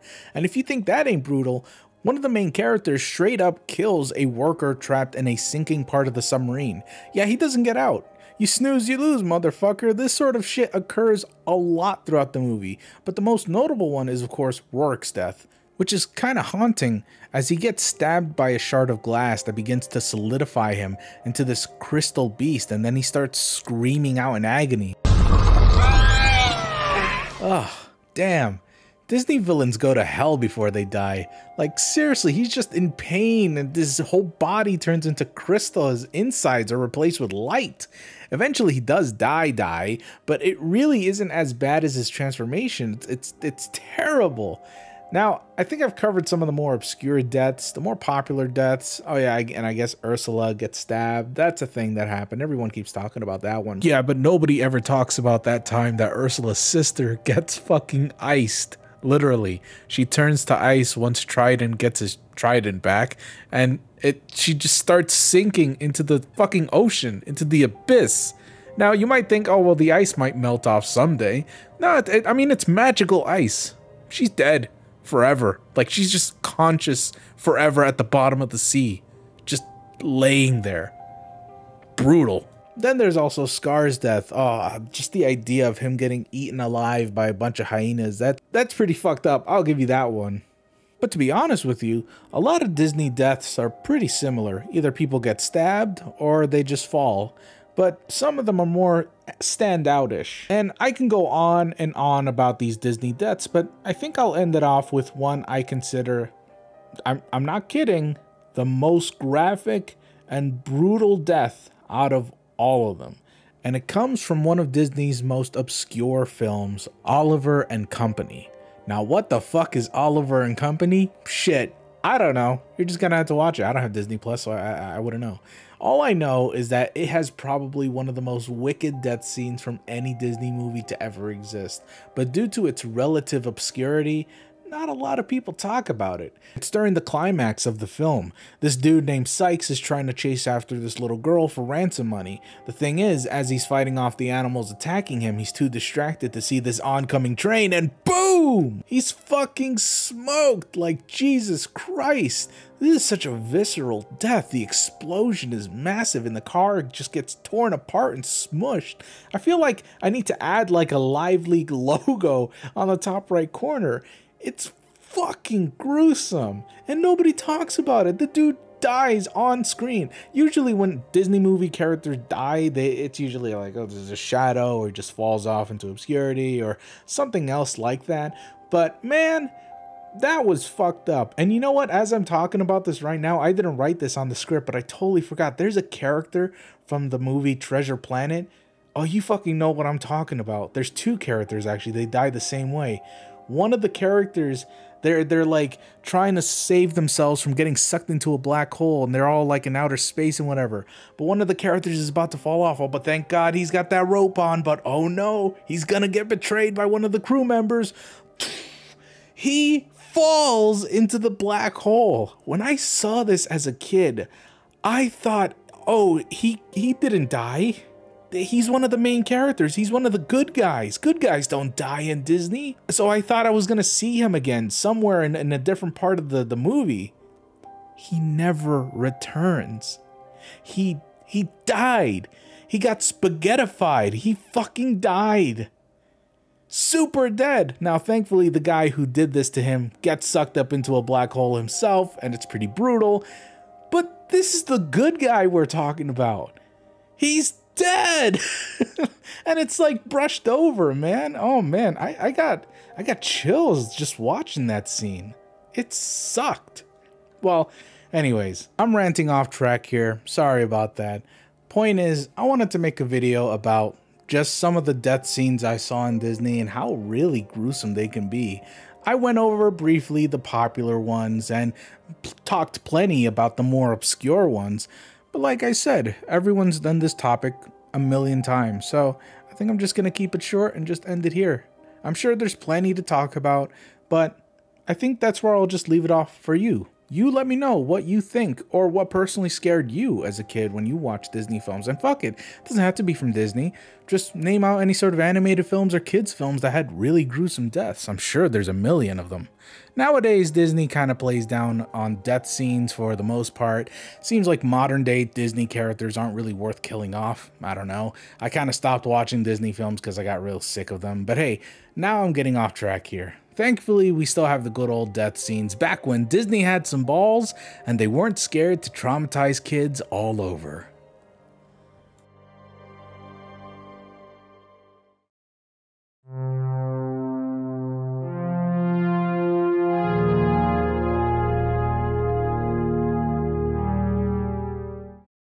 Today's entry is a weird one.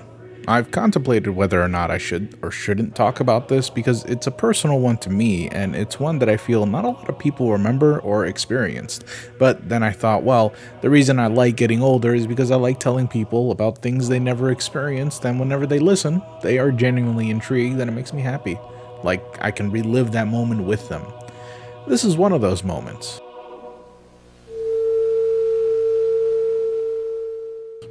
TV sign-offs. When I was a kid, it was very common for TV stations to have sign-offs and pull the channel off the air, sometimes around midnight or so. See, back then, cable television didn't really have a lot of incentive to keep their channels running 24/7. Not only were there not a lot of shows back then, but ratings went down around the nighttime, so what was the point of re-airing stuff that you already showed at the peak hours of when people watched? So figuring they could save a buck or two, several TV stations would pull the plug and go off the air where either you were met with TV static or the SMPT color bars. Now, I won't get into the technicalities of this sort of stuff, as fascinating as it really is, but I wanted to focus on that eerie feeling that these sign-offs gave. It almost never happens nowadays since streaming is king and TV is mostly 24/7, but back then, sign-offs were more commonplace in local television. So often while I was reading a book or playing on my Game Boy, I'd leave the TV on just because I liked the sound of background noise, until inevitably you hear this.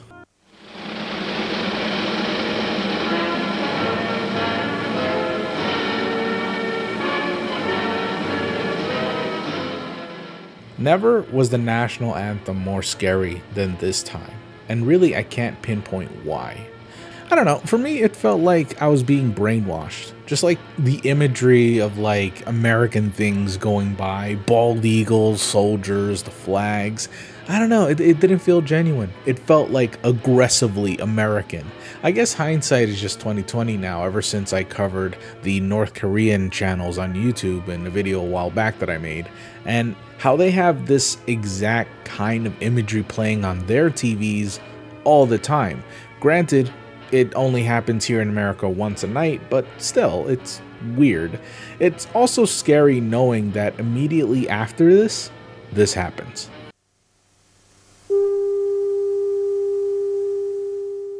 Ugh, that sound has always creeped me out, for more reasons than one. It's not just the sound itself that's spooky, it's just the idea of it scared me personally.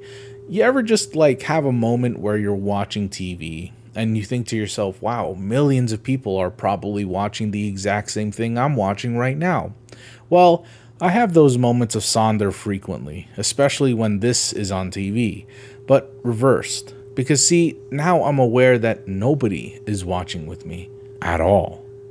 What's even worse is that I like to keep TV on at night when I sleep, and sometimes in the middle of the night, I just wake up and notice this on screen. And as someone who has had a fear of the dark as a kid, let me tell you, there is no scarier feeling in the world than being alone in the middle of the night, surrounded by darkness, illuminated only by your TV, as it makes this sound on a very low volume, and you begin to realize, I am truly alone. Nobody's watching this station with me. I'm the only one. I am alone.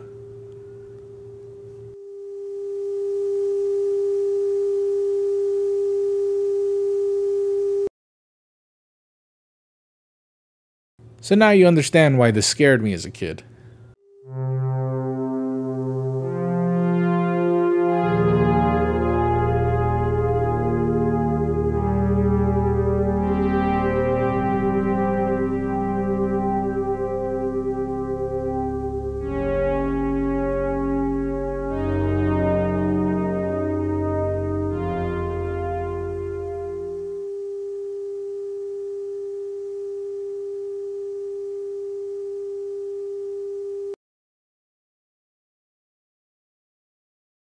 Throughout the years of living on the internet, you tend to stumble upon something unexplainable, something terrifying, something so beyond your grasp of understanding that you can't help but watch regardless. Today I wanted to explore some of the most legendary and forgotten classic paranormal videos from our time. This goes beyond just a few years ago. I'm talking 2009 Smosh era shit, bro. We're going real far back. Whether you're too young to have experienced these videos or too old to even remember them, I hope my exposure for those long forgotten legends will entertain you regardless if you're new to the paranormal scene or just reliving the classics. Let's get started with the video that genuinely pisses me off. The Fallen Angel in the Woods, or the Catalonian Angel. Riccardo, da fa rato che sento solo che sì, collons, che sì, tia. Ascolta, mi sento o no?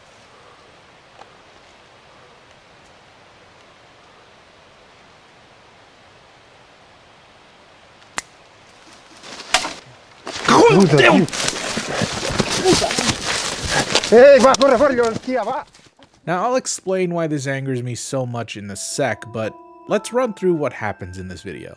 We see, or at least hear, a couple of guys in the woods trying out their night vision camera or something when they spot feathers on the floor. They follow the trail of feathers, wondering what it could be, till eventually they hear something in the bushes. They notice a man with a bloodied back hunched over. The creature doesn't notice them until someone steps on a twig, where it immediately moves its head back to see them with its piercing, glowing eyes. This freaks the men out so much that they start running as fast as they can away from the creature, and this is where the video ends. Okay, so this is a fascinating video for one reason only. It's old as shit, and every single time, I'm not even kidding, every single time it resurfaces, and people have weird new theories about this video, despite it being debunked years ago. So when it first came out, a lot of you might be too young to remember, but there was a brief moment online where people were obsessed with the idea of fallen angels. Yes, seriously, there were a ton of fallen angel evidence videos, and of course they're all hoaxes, but for a time, this was a real subgenre on the internet for like 6 months, maybe a year tops. Well, when this video came out, I don't know, 13 years ago? I don't know, it's hard to tell because there's so many re-uploads of this video. It could be even older than that. Well, anyways, when this video first came out, it just released at the peak of that interest. So you will see a ton of comments made by people 13 years ago saying that, yes, this is a real fallen angel. And they're like detailing every little pixel and noticing that it might be an angel and whatever. But it's ridiculous. Like I said, this video loves to rear its ugly head over and over though. So just about 5 to 6 years later, it resurfaced. Why? Because people now think it's the Rake. Yeah, remember the Rake? That was sure popular about 8 years ago. And wouldn't you know it? Because it resurfaced during peak rake hours, people really thought that this was real evidence of a rake, despite it starting off as a fallen angel hoax video. It's interesting though to see newer trends basically transform an old video's identity and meaning regardless. And well, wouldn't you know it? This video is trending again, but not because people think it's a rake nowadays or an angel. No, because now TikTok has transformed this video into a fallen angel video to a skinwalker video. Yes, for real. The identity of this monster has changed yet again, all because TikTok is so fascinated and obsessed with skinwalkers. It's fascinating. It really is. Anyways, the reason this video pisses me off so much isn't because it's changing depending on what year it is. Trust me, in 5 years tops, this will be something completely different to people all over again. I guarantee it. The reason this actually pisses me off is because I know what this video is. Yes, for real. I know what it is. At least I knew what it was.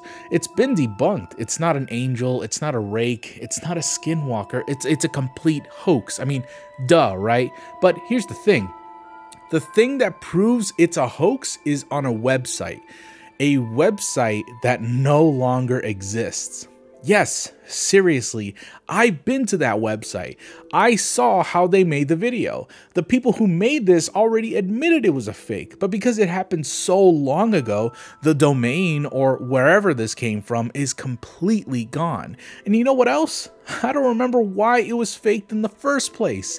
I think it was either because of one of three things. Either, number one, it was an amateur filmmaker who wanted to prank the internet because they were huge fans of Wreck, a movie that was shot exactly like this, or it was made by a film company that wanted to promote their latest horror film, or a final theory is that it was made by a shoe company. Yes, a shoe company. They wanted to promote their newest shoes, their newest product of shoes. I think it was like Angel something or whatever. It was meant to promote that, but I can't find fucking evidence of either one. That is why this video pisses me off so fucking much, because I spent an entire afternoon. This is why the video is late, by the way. I spent an entire afternoon trying to research where this video fucking came from, but I couldn't find it. Maybe you guys will have better luck than I would. Maybe someday we'll find out that website or whatever. But right now, this remains one of the internet's biggest hoaxes that everyone seems to have forgotten. So this video, God, it's ancient, but it's supposed to display a Southeast Asian creature known as the Kuyang. It's actually everywhere in Asian culture, ranging from India, Malaysia, Indonesia, Vietnam, and a ton of other places, honestly. They go by different names depending on the region. By the way, it's not always this. They're basically Southeast Asians' version of a vampire that often go after pregnant women as opposed to virgins. The Dayak part refers to an indigenous group of people that live in Borneo and other parts of Southeast Asia. There are very spiritual people that are heavily rooted in shamanism, though it should be noted that this simply describes the indigenous people of Southeast Asia, and the Dayak are a general term for them. It doesn't refer to one specific tribe nor culture, as the Dayak exist in several Southeast Asian countries. So it's hard to pinpoint what exactly this is meant to showcase, but many have been referring to this creature as a result of someone who has abandoned God or Allah. Basically, this is a creature that you turn into if you don't pray enough. You know, classic paternal guilt tripping into religion. Gotta love it. Now, obviously, I could get some more details wrong here and there, but please feel free to correct me on any of this if I do get it wrong. At any rate, it's very obvious that this isn't a real human chimera hybrid, as many thought it was, though I won't deny it is a fucking convincing thing, especially since the quality of the video is so low, you can't really see the finer details. It makes an otherwise flawed hoax seem more legitimate just by circumstance. Nonetheless, I was able to figure out that this is in fact a sort of play? Something like that. Maybe like an exhibit made by some performers.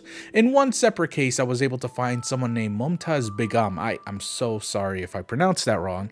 A Pakistani performer who does basically the same thing but at a zoo. They want to portray the world that what would happen if you do not listen to God or pray or whatever. However, this person right here probably isn't Mumtaz Begum, as again, they're from Pakistan, and this right here is most likely in Malaysia or Indonesia. It's likely this sort of performance is more common amongst Muslim communities, as we see a lot of mentions of Allah in the comments, so ultimately this guy is just doing the same shtick as that other dude was, but in a completely different country, fooling the world nonetheless with this convincing video. We've seen how strange things can get at night. I love this video so much because it is just absurd. Okay, so there's a cop. It's a dash cam footage of a police officer chasing this absolute lunatic in a car. The guy is swerving around, driving like a bat out of hell, making turns, doing drifts, all that jazz, until suddenly this happens. The fence at the end means no way out, or does it? Yeah, pretty freaky, right? Well, if you're as much of a skeptic as I am, I think you'd already know by now that the driver most likely just crashed through the fence instead of phasing through it like the guys suggest. Like either the car went underneath the fence because he was driving so fast or just completely drove over it. The fence most likely just sprang back up. In fact, you can actually see that the fence is a little bent, and if you look closely, just pay attention just a little bit, you can actually see it move like slightly back forth, like it just springing back up. I don't know. It sure looks like it though. Also keep in mind this is a chain link fence. It's not exactly the pinnacle of strength, you know? But anyways, what I love the most about this video is the fucking insane commentary this narrator gives. For a moment, it appears as if the driver and his car have disappeared into thin air. What? No, he doesn't. No, he doesn't. I could see his taillights right there. What do you mean disappears? But in the blink of an eye, the driver comes into view again. What?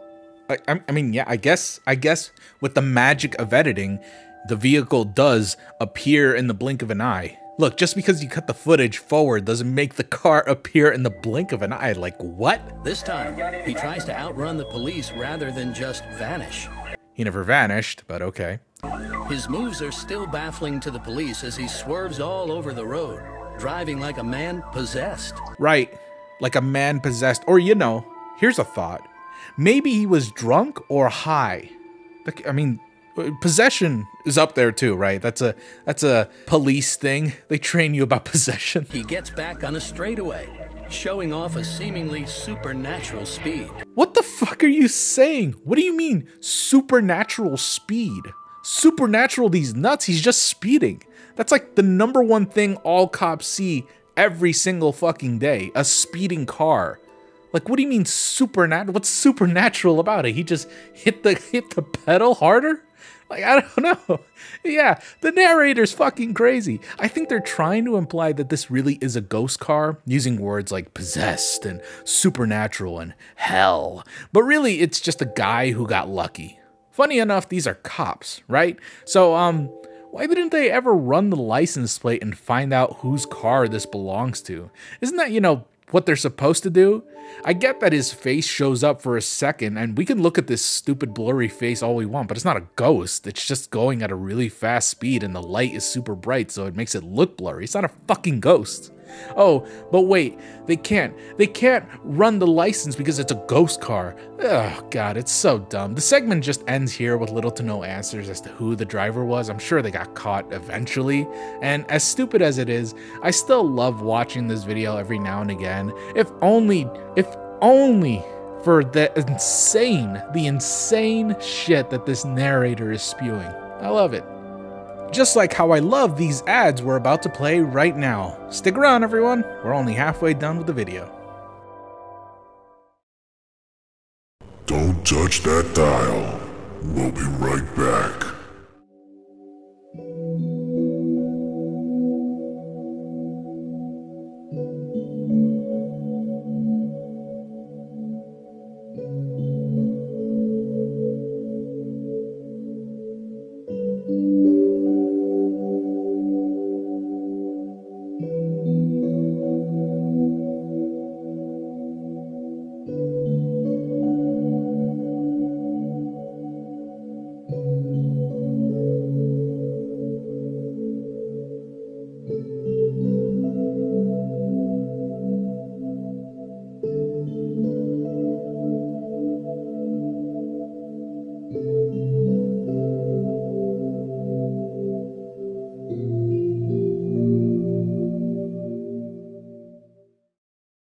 This one's a classic. A group of friends are hanging out late at night, planning to go camping or into the mountains, somewhere in the woods, I don't know.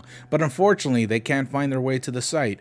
Try as they might, they just keep getting more and more lost until eventually they see a hitchhiker woman. One friend is against picking up this strange woman, but the other two men are like, what's the worst that could happen? Foi ali que eu tive acidente e morri.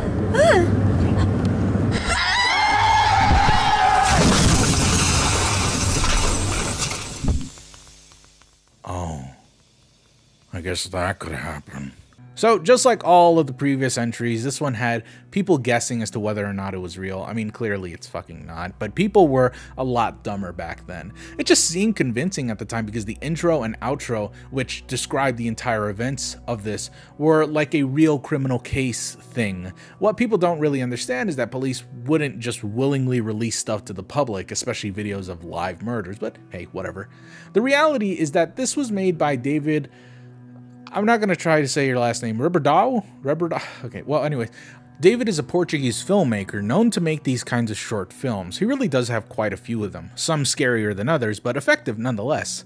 And let me tell you, man, Rec had a chokehold on European horror for a good while. I think what's attractive about Rec and this sort of style of horror, and filmmaking in general, is that it's a relatively cost-effective way to make a horror film, and a very fast way to make one too. Either way, this video is awesome. Check out some more of David's short films, they're pretty good too. He even made a sequel called Teresa Fidalgo Ghost Strikes Again, so if you want to see a sequel to this, I mean, it's there. One of his latest videos actually came out last Halloween, but sadly didn't get that many views. I think he's still trying to hoax people into thinking his stuff is real, but the world is a lot more skeptical nowadays, so this sort of stuff just doesn't go viral anymore. Still, I recommend his stuff nonetheless. It's really cool.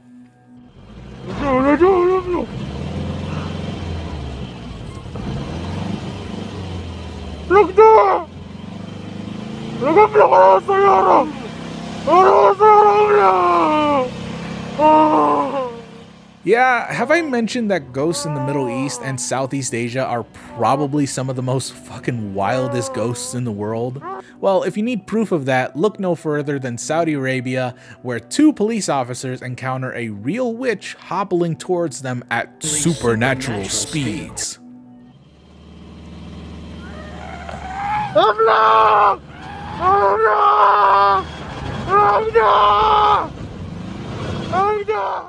Okay, so I actually don't like this video, like, at all. There's very little info on it, when it was made, who exactly made it. People keep saying that this was filmed by Saudi Arabian police, but I don't know.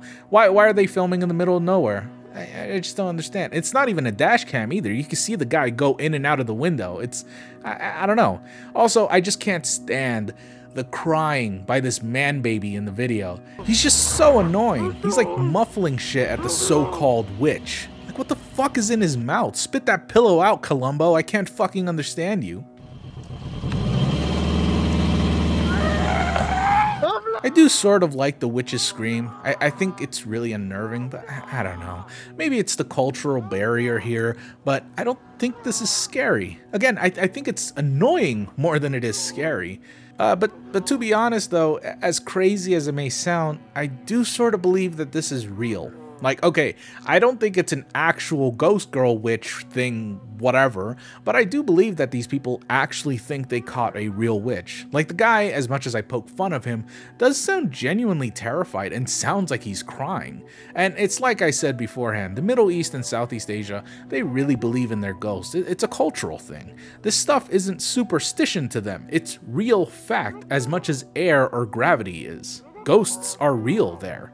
So there's no wonder as to why the guy was freaking out. The only question that remains is, who is this? Honestly, I think it's just some teenagers pranking these dudes. Yeah, I mean, the way the dude is hobbling, it's just so cartoonishly overdone that I can tell it's kind of overacting. But hey, if you know anything else about this video or can share some cultural stuff that I missed about this video, please leave a comment down below.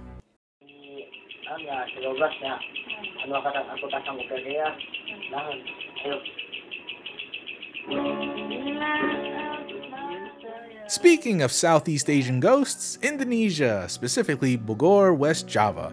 We see 2 boys sitting on a porch. One kid is playing the guitar and singing while another kid is singing with him.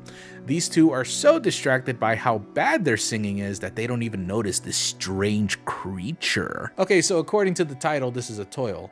Now, a toil is a part of Malay and Indonesian folklore in which they're these sort of nasty little creatures that are green in color and often resemble babies. They're basically like Southeast Asian goblins. I love these things so much, and Jelly had told me so much about them. Apparently Jelly's also very frightened by them, and you know, not to be disrespectful to anyone's culture, I think they're kind of,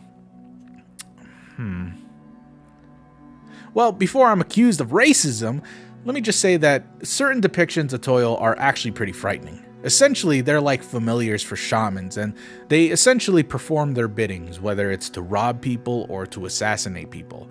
In any case, this video is running at a max speed of, I want to say, 3.5 frames a second, so it's super low quality, incredibly hard to see, and honestly so hard to verify. The two kids don't notice the creature behind them and call the guy filming them crazy for saying he sees this thing that he's clearly capturing, and yeah, I too am inclined to believe that the guy filming this is crazy because, dude, just run. These guys are done for. You tried warning them, but they're not listening. That's their fault, not yours. Get the fuck out of there. No, but really, this is most likely one of their other friends pretending to be a creature, a Toil, I guess. And I guess they're trying to make a viral video or filming this to fool their friends. In some sense, it worked, because there's a ton of people that believe that this is real. And to be fair, whoever they got to be this monster is really good at contorting their body, or they're maybe just really lanky and bony, so they do sort of have this unnatural movement and they do it really, really well. But again, because this video is so fucking old, it has been recycled onto TikTok where, you guessed it, they claim this is real footage of a skinwalker. Okay, people of TikTok, please realize that there are other monsters and cultures out there that don't just have fucking skinwalkers. Okay? There are actual other monsters that you could totally make TikToks about. Please stop calling everything you see a skinwalker. Christ. Okay. Moving on. Turn around. But you gotta listen to me. Turn around. Look at me. What's the matter?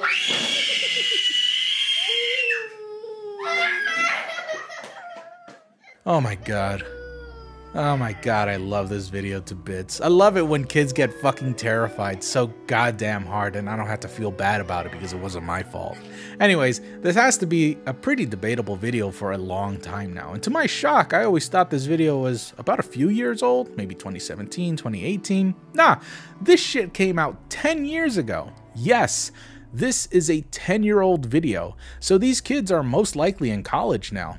That's crazy to think about, and I guess the reason I think this is so new is because the video is really high def. Well, at least compared to other ghost videos around this time period. In any case, two little girls are having dinner, I guess. I don't know. They're just eating a sandwich and talking to each other when this girl notices something in the dark that scares her. It makes her pretty unsettled for a while, but then it immediately changes to just fear. Nani, are you almost done eating?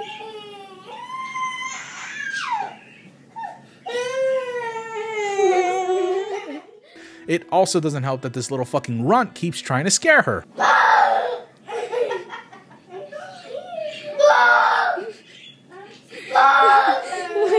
What a little brat. I love it. You know, something else that I noticed that I don't really see a lot of people point out is the fact that the kid, before she starts crying and runs to the caretaker, she actually says, "the angel." Honey, look at me. What are you scared of? The fish? Oh, the fish died.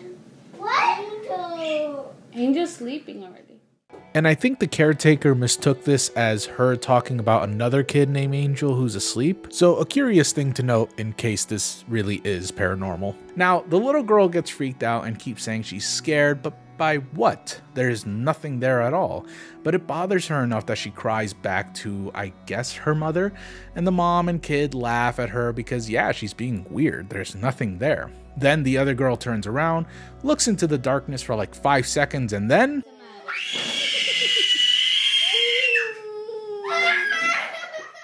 she just suddenly screams and runs towards her mom, sister, nanny, whatever, scared shitless. Now, lots of people are pointing out that these kids might actually be acting and are just pretending to be scared because their mom instructed them to be scared for clout. And yo, seriously, Stranger Things must have corrupted the perception of what adults think kids can do, but if these kids are actors, they're fucking incredible, because they just seem genuinely scared to me.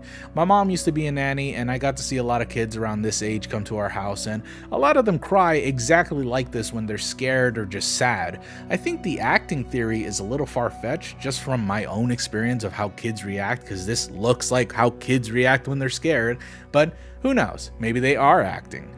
Lots of people also think that this video is actually a prank, which I'm more inclined to believe. The mom or nanny or whatever is oddly recording both of them at the same time at this exact angle throughout the entire video. Even when the first girl approaches her, we see this lady keeping the camera still and holding it on the exact same angle, almost like she's ready to film the next girl's reaction. Curious, but what's more is that the woman doesn't seem that concerned, almost like she's enjoying the reactions more than she is worried that something happened or that they really did see something. I do lean towards this theory more, as it does make more sense, but honestly, parents film their kids all the time. It's not that surprising that she's just casually filming them while they just eat, and her laughing at them is something I would probably do. I mean, if I knew there was nothing to be scared about and they're just crying because the kitchen is dark, yeah, I think that's silly. And honestly, the whole camera thing, I think she just put it down on a table. I don't actually think she's holding it, and the only time she actually holds it is when she picks up the camera, but I could be totally wrong. And also, the thing is, kids are just that silly. Their imaginations always take over. Some people believe that kids can see ghosts or are more in tune with the supernatural, and that's debatable, but taking a logical stance here, kids are just genuinely scared of the dark. Like, that's just an instinct fear that we have as human beings. Like, yeah, of course they are. I fully believe this kid is scared because she's the one who looked into the dark kitchen, and that's spooky to her. And I think this kid is just reacting to what her friend is seeing because she just wants to join her. Kids depend on how we react whenever things happen. If people are laughing when someone trips, they'll laugh too. If people are scared or crying, they'll cry too. It's the same here. She just probably wants to fit in, or maybe she also looked into the darkness and got fucking freaked out by her own imagination. Also, if this were a prank, wouldn't we see something in the background, like a ghost or something, a prop or a toy? There's nothing there at all. We don't at least see it anyways. Well, ultimately, I think we might never get the answers we want, but who knows? Only time will tell. Alright, well, this video's gone on long enough. Let's end it off with probably one of the most famous internet mysteries of all time, the Fresno Nightwalkers, or Nightcrawlers. Yeah, Nightcrawlers. Wow, that's scary. It's a green screen. It's what it is. Yeah. So, thanks everyone for watching. Let me know down in the comments what you think about this video. If there's any spooky paranormal videos I missed, and if I should just do this again later this month, or fuck it, after this month. I'm not gonna lie, this is probably the most fun I've had making a Traumathon video out of all of them. I really do love talking about spooky paranormal videos because frankly, I'm in love with ghosts. They're just so cool. I love the lore. I love other cultures' view on paranormal stuff and other versions of ghosts. I mean, they're just awesome. I just love it. Either way, come back tomorrow as we continue on with Traumathon Forsaken and we talk more about the shit that scared us. Good night, everyone. I'll see you soon.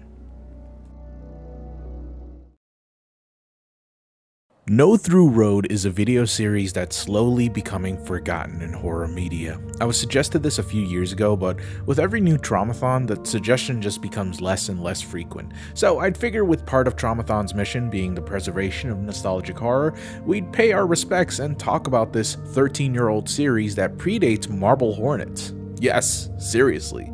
Now, why the comparison to Marble Hornets? Well, we'll get more into that later on, but for now, I'll just say that the two parallel each other in many ways, both dealing with entities that are supernatural in nature, both about being lost media of sorts, and both inevitably taking themselves a little too seriously to a fault.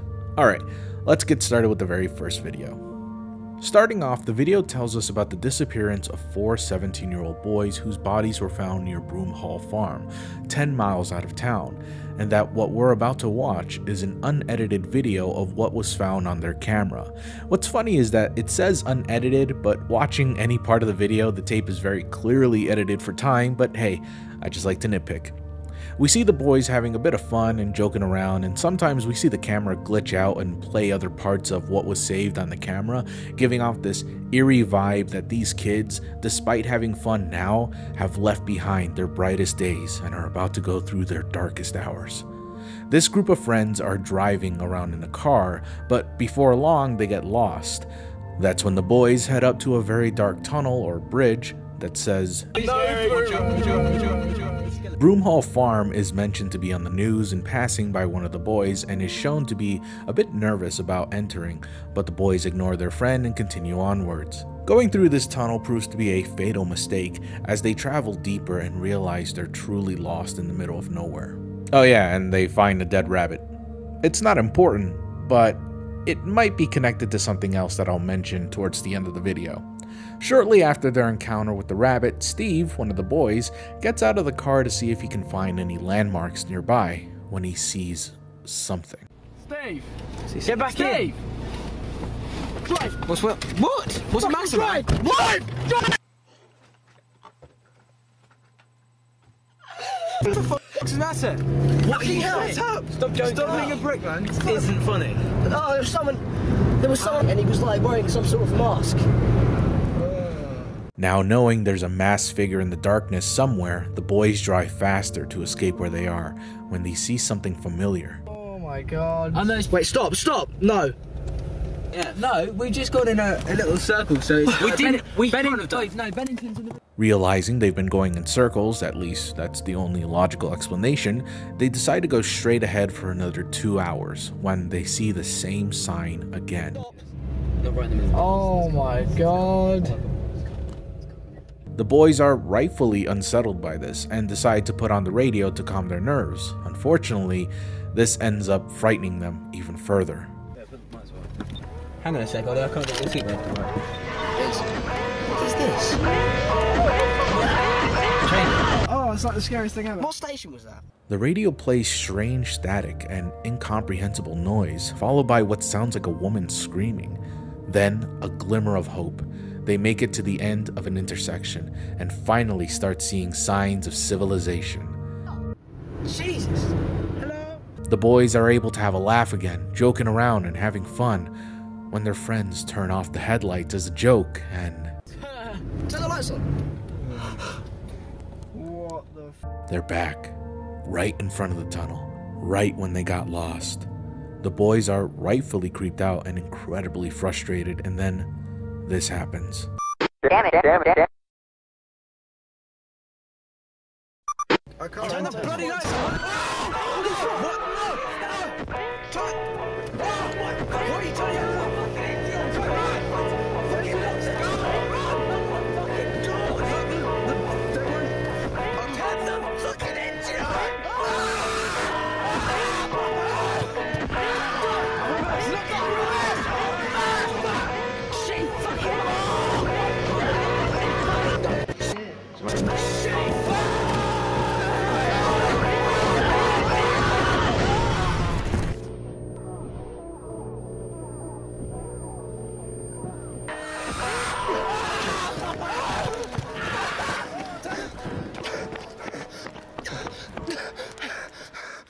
One of the boys holding onto the camera manages to escape, running away from the car itself and whoever that was. The only way of escape is through the tunnel. The killer then drives after the boy. The boy's only mean of escape is through the field where he tries to hide, and for a moment he thinks he's escaped the killer, and he's relieved to know that he was safe. Unfortunately, he wasn't. I think I'm okay. No, please! No! Please don't! No! Dog. Handle it. Next time. Fuck! Beans. Cool.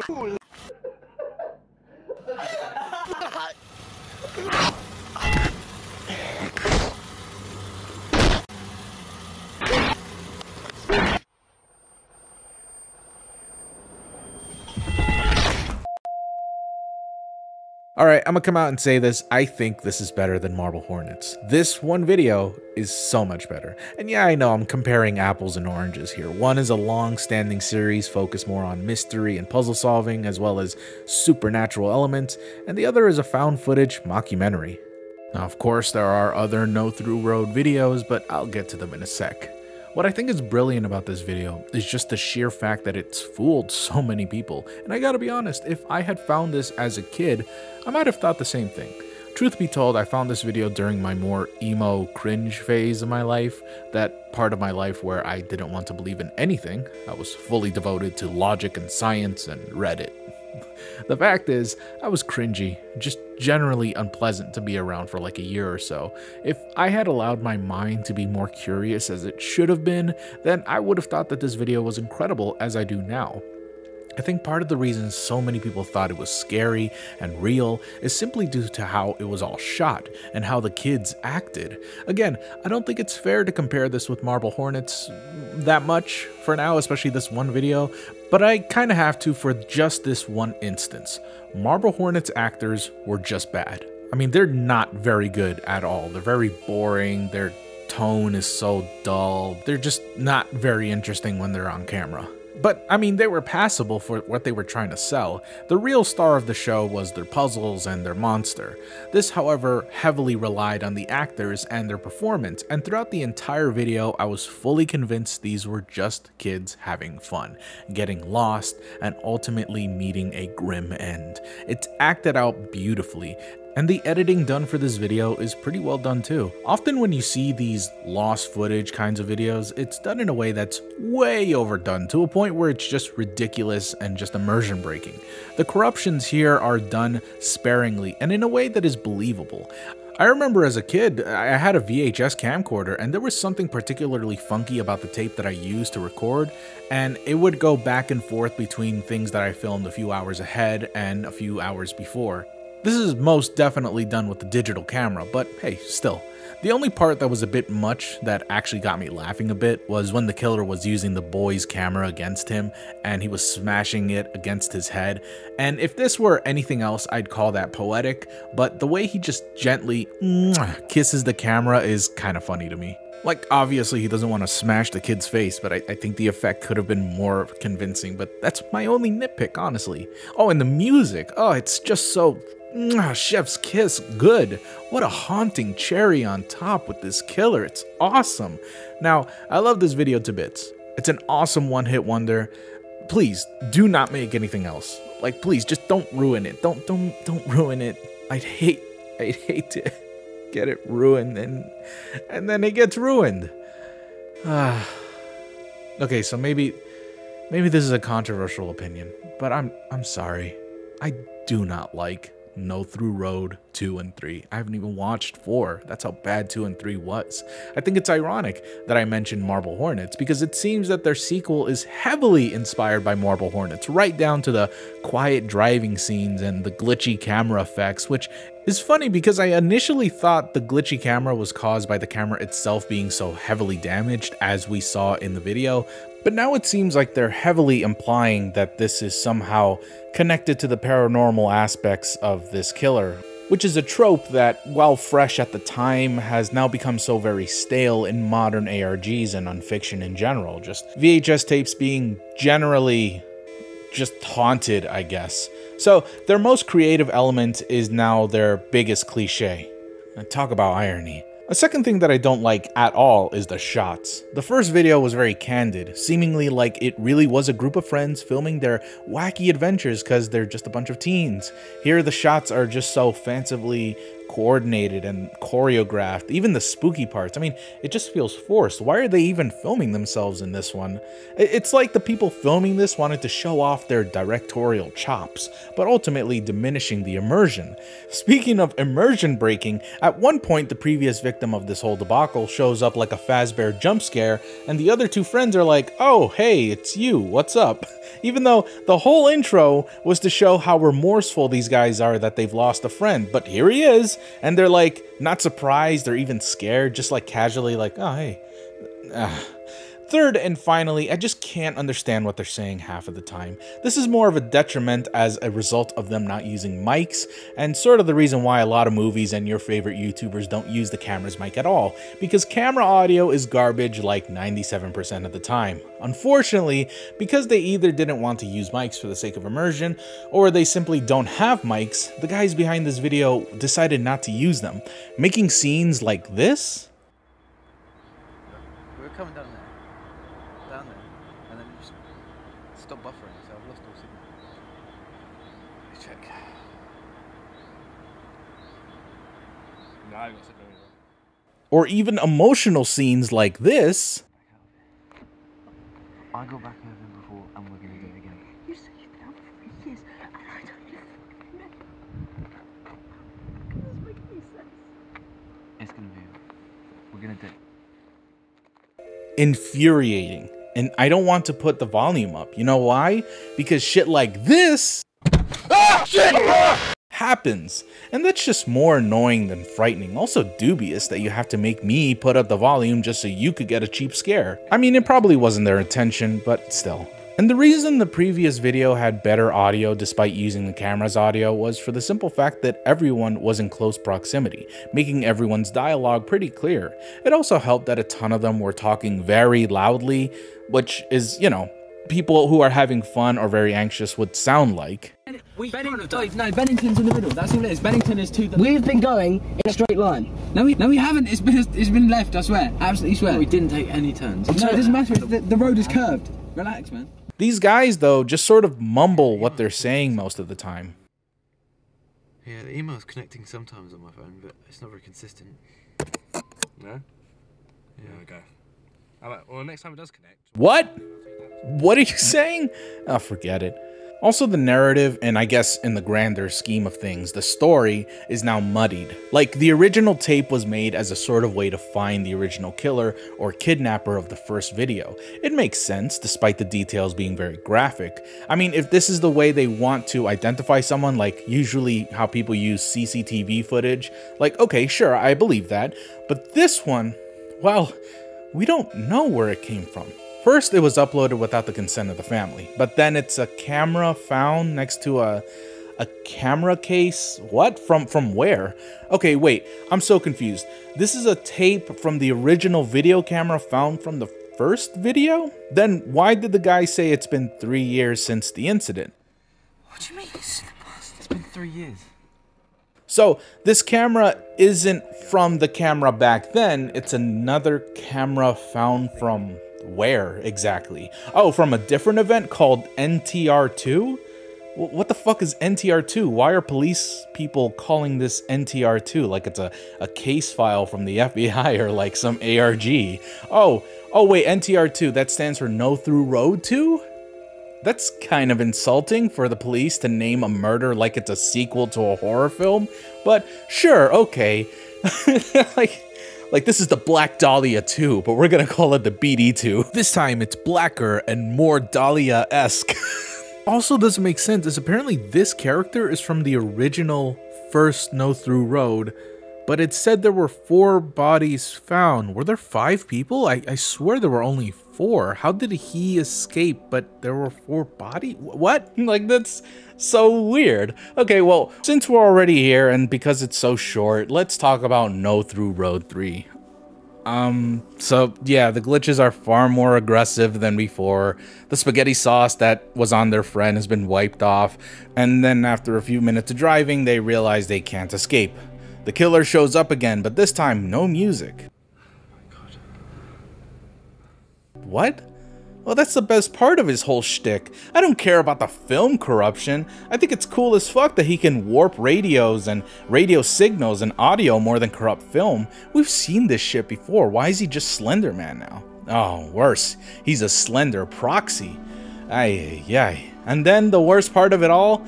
This stupid symbol that shows up in the end. Gee, I wonder where they got that idea from. Alright, I'm done.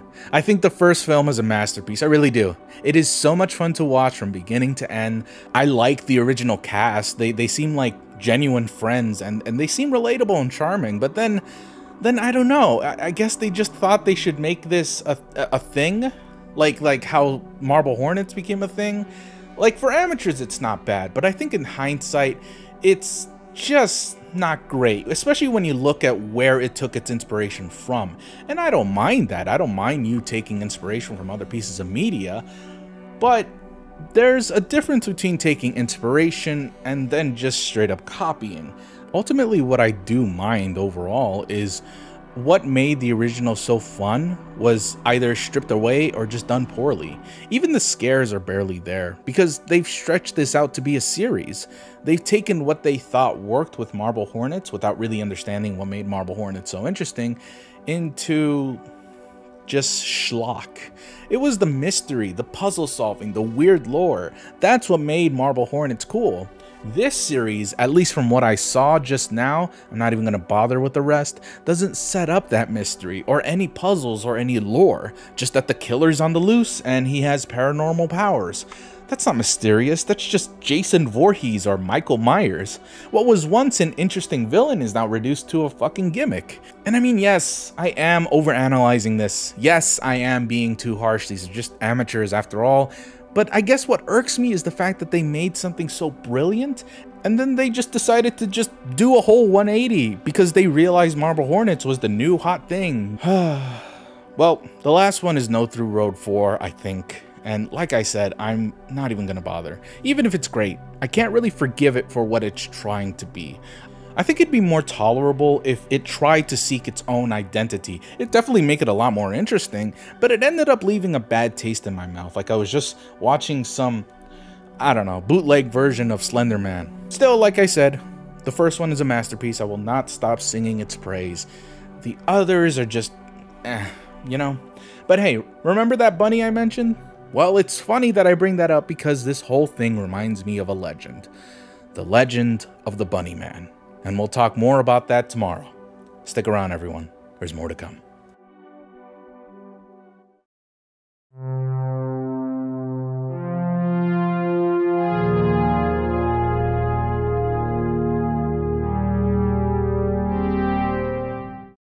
You know, I don't think we've ever covered urban legends here on Traumathon, which is crazy to think about seeing as how they're so rooted into most of our childhood memories.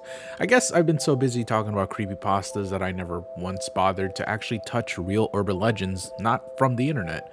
Well, this is an urban legend that I think is worth looking over as it scared a ton of kids back then and could potentially prove to be fatal for those who are too curious. Today we're looking at the Bunny Man. The Bunny Man legend, as cute as it sounds, is no laughing matter, as it is connected to several crimes and sightings and potential murders as well. I think it's best I advise you right now that the legend of the Bunny Man isn't just rooted in folklore or myth, but is really connected to some nefarious stuff that to this day remains unsolved or dangerous, most of which isn't actually connected to the Bunny Man, but still something to be aware of. I bring this up because I'll be going over real-world places that you can technically visit today, but I highly advise that you don't, as there could be some people that take the legend a little too seriously, if you know what I mean. At any rate, who is the Bunny Man and where did this legend come from? Well, it all started somewhere in Northern Virginia, near the American capital, Washington, D.C. It's here a bridge known as the Bunny Man Bridge has been the site of infamy and dread, as it is connected to the haunting tales of the Bunny Man, a legend that spans across dozens of years throughout American history. God, where to begin? I don't think it's an exaggeration to say that there are over 100 different stories of the Bunny Man that exists in America, not just the Bunny Man Bridge. So let's just go over one of the fables, the most famous one. One night, A local insane asylum was transporting some of their patients across Fairfax County when suddenly they were met with an accident that ended up killing most of the passengers as well as the driver. Only one man made it out of the car, though the staff had presumed that all were killed that night. A few days later, on Halloween night, a couple were crossing by that bridge. The bridge known now as the Bunnyman Bridge, but back then had no name. When they saw him, a man donning rabbit ears glared at them from across the dark bridge. They thought it amusing at first, but then saw that he had a hatchet in one hand and blood on his clothes. He wore fur pelts from several dead rabbits, and before they knew it, he gave chase to them and caught them just before they could escape. The couple was dismembered and hacked to bits, thrown into a shallow grave near the tunnel. To this day, no one knows just who the Bunnyman was. Okay, so I made this one up, but most legends of the Bunnyman pretty much sound exactly like this, and to be honest, I just took bits and pieces from all the stories that I have read and made it into one big spaghetti pile of this. Some versions of the story involve half-eaten rabbits, some others involving the Bunnyman getting run over by the train above the bridge but resurrecting himself and laughing, where you can hear the laugh at the Bunnyman Bridge to this day. It's crazy, but lots of fun to speculate, though not true at all. What's not so terribly fun is the truth behind the matter. See, the Bunnyman stuff is actually all rooted in true crimes and eyewitness reports of a man dressed in a bunny suit, so what's the truth? Well, all of these legends do happen in Virginia, and despite the bridge being located in Clifton, real sightings began in 1970 in Burke, Virginia, where a couple, a Navy cadet named Bennett and his fiancée, after watching a football game, were parked near the cadet's uncle's house, which was just across the street. Just as they were about to leave the car, they see something move behind the car, and then they hear the back window crash and a man yell, "You're trespassing, I got your plates," as they book it out of there. When they arrived at the police station to report what had happened, fucking snitches, they discovered that the back window was broken into by a hatchet, and said hatchet was just lying there on the car floor. It's a disturbing little tale with a sweet little prop. Yes, the real Bunnyman's hatchet was preserved for all to see. Sweet. But why the Bunnyman? Why is he known that? If it was just some crazy old guy being grumpy at a bunch of young kids trespassing, where's the Bunnyman part come from? Well, according to Bennett, he had seen the man wearing bunny ears for some odd reason, though his fiancée believes otherwise, believing that the man was actually wearing a capirote. Now, I know what you're thinking, but they're very common among Spanish Catholics and are often seen being worn by many people of the cloth, especially during Holy Week. But we're not in Spain, are we? Yeah, this story took place down south in Virginia, so it's much more likely that they weren't actually attacked by a Catholic Spaniard, but by a redneck racist. But it's still up in the air just who the assailant was and what the guy was wearing that night. Though it can't be denied that this sparked a multitude of Bunnyman sightings ever since. From 1970 to 1973, over 50 Bunnyman sightings suddenly appeared all over the country, possibly in part with the rise of the Bunnyman incidents that occurred. I mean, in just a month of this happening, 4 other incidents of the Bunnymen occurred near DC and Virginia. It doesn't help that directly after this incident, another incident involving a man with a bunny hood attacked a security guard near a derelict building with an axe and threatened his life by saying, "You're trespassing, come any closer and I'll chop your head off." So then it became this national craze, sort of like how a few years back when we had that whole clown epidemic across America where people were just seeing clowns everywhere. You remember that? Well, it's sort of like this, but with Bunnymen everywhere, which I think is probably worse. But Goose, I hear you saying, what the fuck does this have to do with the Bunnyman Bridge? It's not even a bridge, it's a tunnel. Why is it even called that? Number 1, I don't know. Number 2, I don't know, seriously. The best I could assume is the legend spread throughout all across America after these sightings that people then started making up shit about Fairfax County in general, which is around the place where the original story took place. Remember that insane asylum story I just spouted? Well, that's a real popular story and one that gets retold time and time again. And it just so happens to be linked to the Bunny Man with the bridge, despite it not actually being a bridge and despite nothing ever happening there at all. So by complete circumstance did this thing become the Bunny Man's origin story, despite it never being a place where the Bunny Man was ever actually seen. Oh, but what about the murders? Why is the Bunny Man portrayed as a murderer in all the legends? Well, to be frank, it's just to spice up the legend. Honestly, there are several unsettling and horrific murders that have happened in Fairfax County or nearby.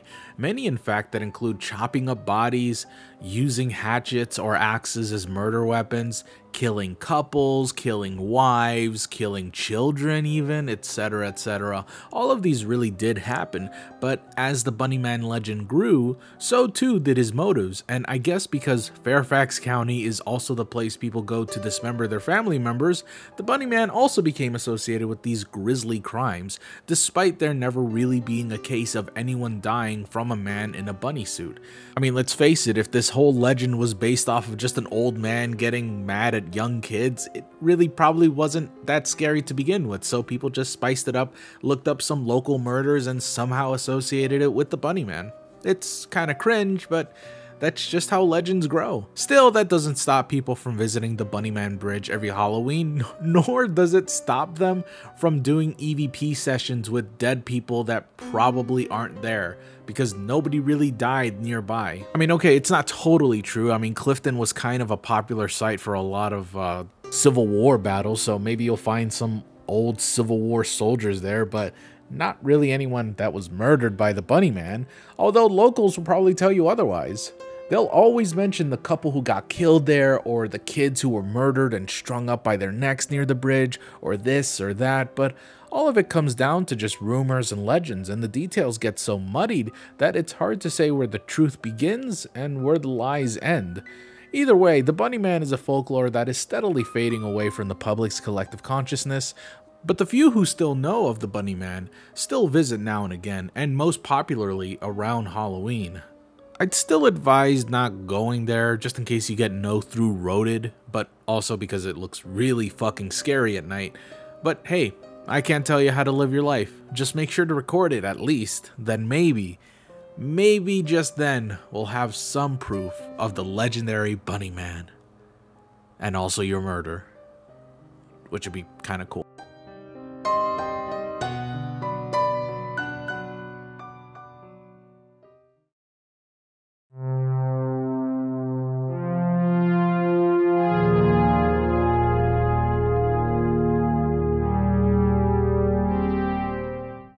We are now more than halfway done with Traumathon. How you guys liking it so far? Doing good? Doing great? Awesome. Anyways, as per previous Traumathon entries, I thought that we would take a look at some of the user suggestions that you guys have given me, some that I can't really cover because either there's not enough information or just because it's very specific to the people who send it to me.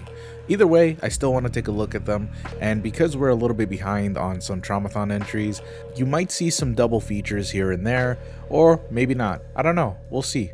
Either way, if you haven't sent a suggestion so far, please put it down in the community post that I posted this morning as of this recording. And if you already sent a suggestion through email or on the subreddit, then there's no need to post it again. Alright, let's get started with the first suggestion. Alright, first one up is by Clover. Okay, I don't think this is a common one, but the rhino from James and the Giant Peach. It was one of my favorite movies when I was a kid, but the rhino scared the shit out of me. He came out of the thunderstorm clouds and was surrounded by lightning and took James's happy family away, making him having to live with his abusive aunts and work all day. I think the setting also scared me too, and it only added into the rhino fear.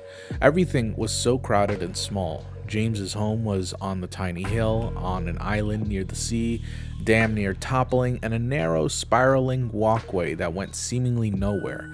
Everything was so close and gloomy.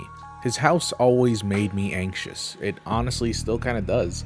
It made me think that if the evil rhino came out of the thunderstorm, I'd have nowhere to run and just have to accept my terrible future of abuse and hard labor and eating chips from the garbage can.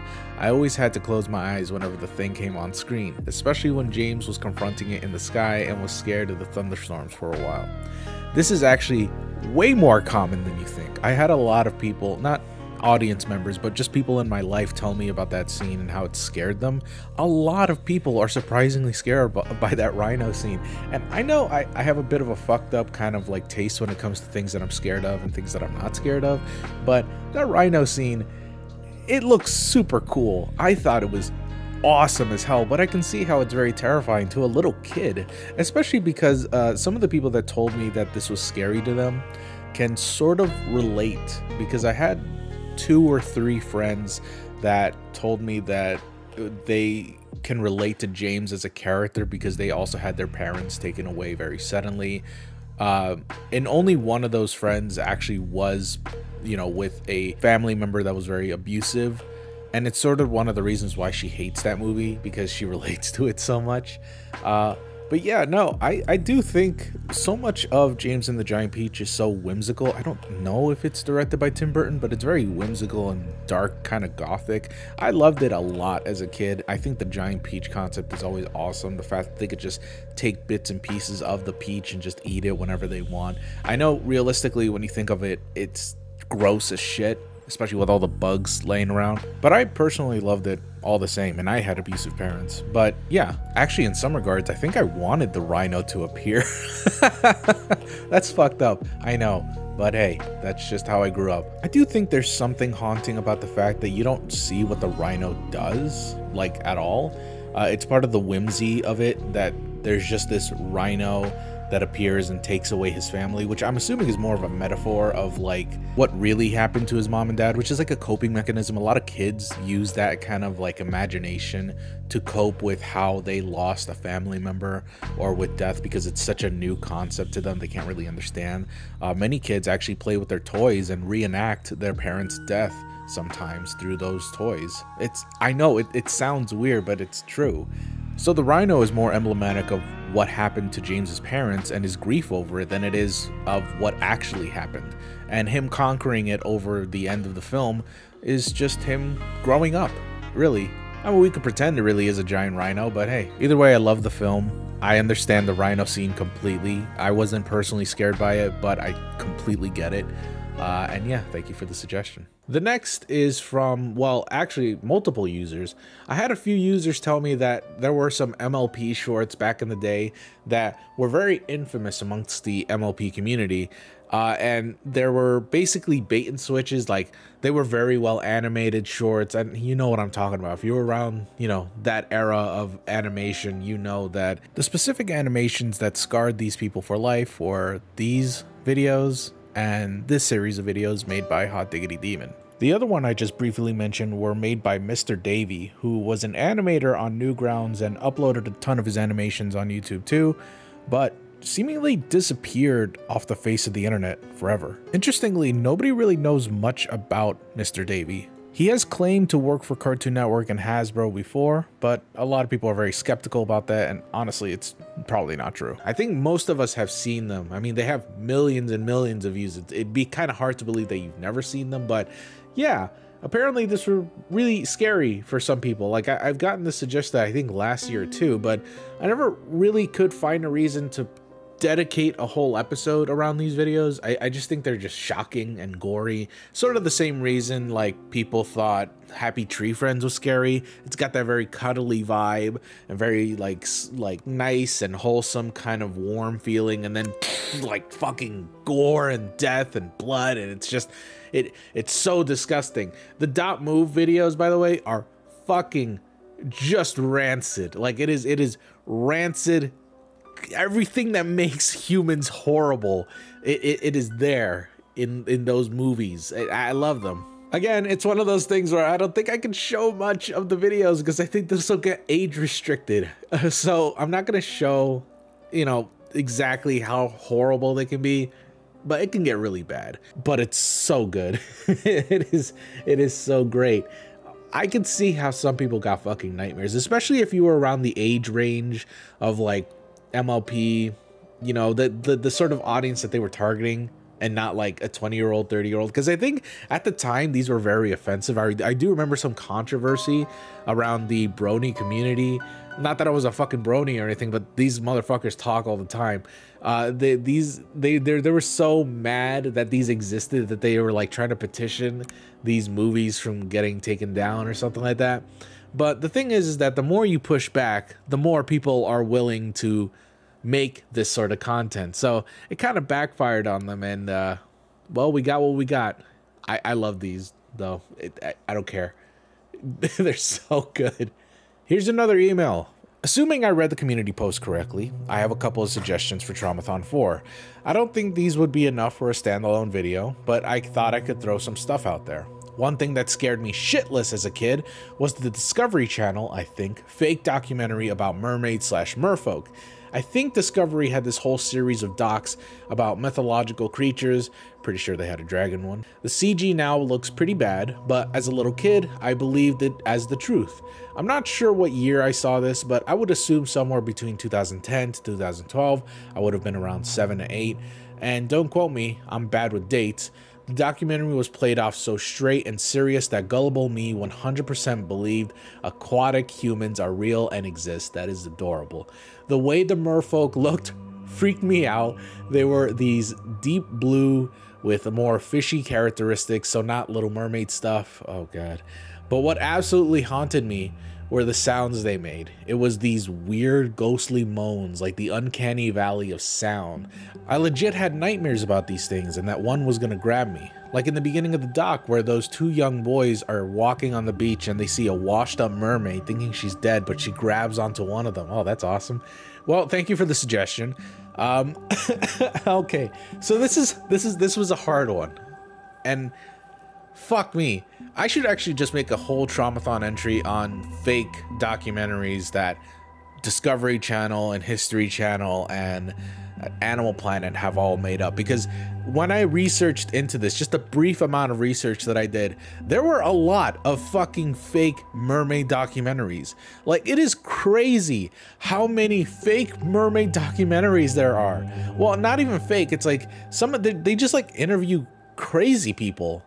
Like crazy, and they show like absolutely fake, like cannot be denied, these are fake doctored videos, and they're like, that is absolutely real, you know, mermaids, they're so fucking carnivorous, they can absolutely do this shit. And it's like, what are you talking about? What are you talking about? And what I love about some of these mermaid depictions is that they're not, it's like the email said, they're not like Little Mermaid. You know, the way they depict mermaids is like monsters, like straight up merfolk from like Magic the Gathering. Even the Magic the Gathering ones are like prettier than these. They're like horrifying. I kind of like it, dude. Why haven't we made like a horror movie about mer people?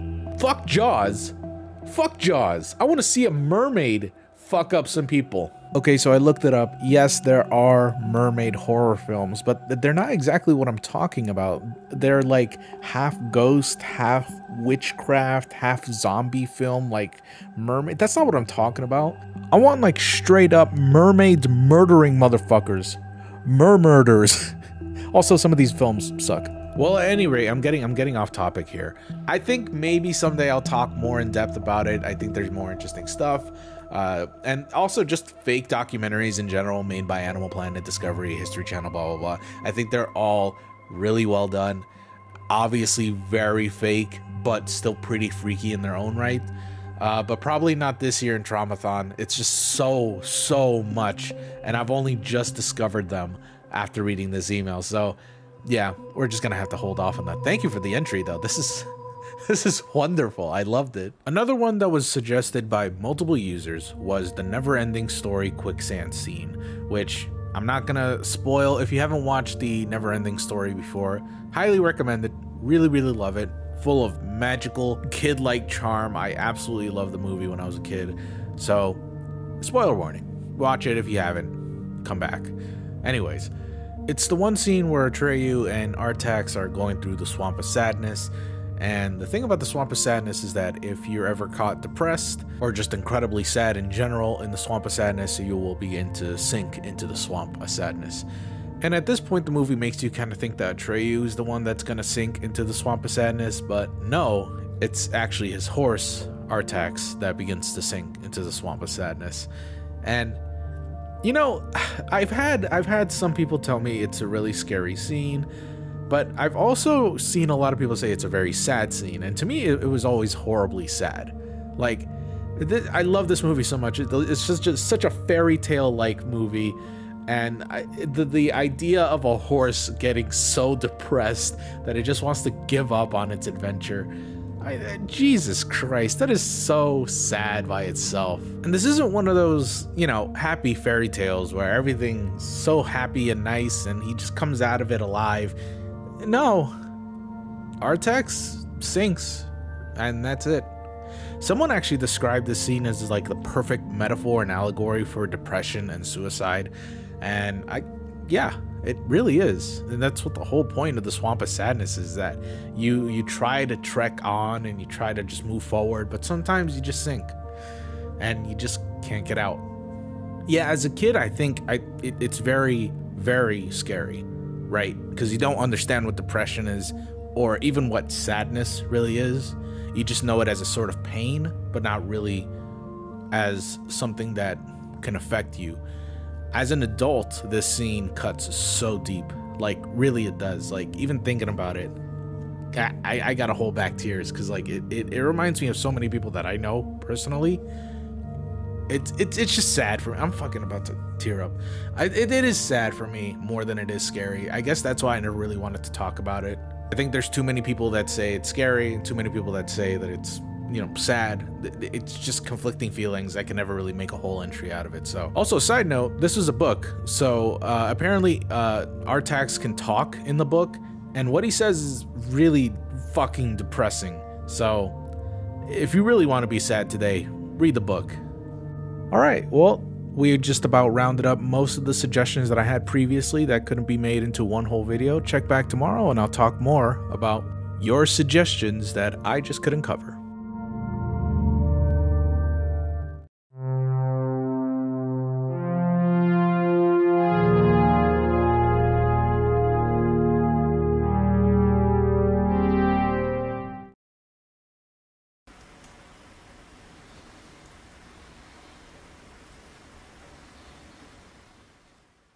This video you're watching has been spread across the internet and remains a mystery for several, and might even remain mysterious for those who don't even know its true origins. It's been a part of creepypastas all over. I believe one of them was actually from the Russian sleep experiment until it was ultimately taken over by this image.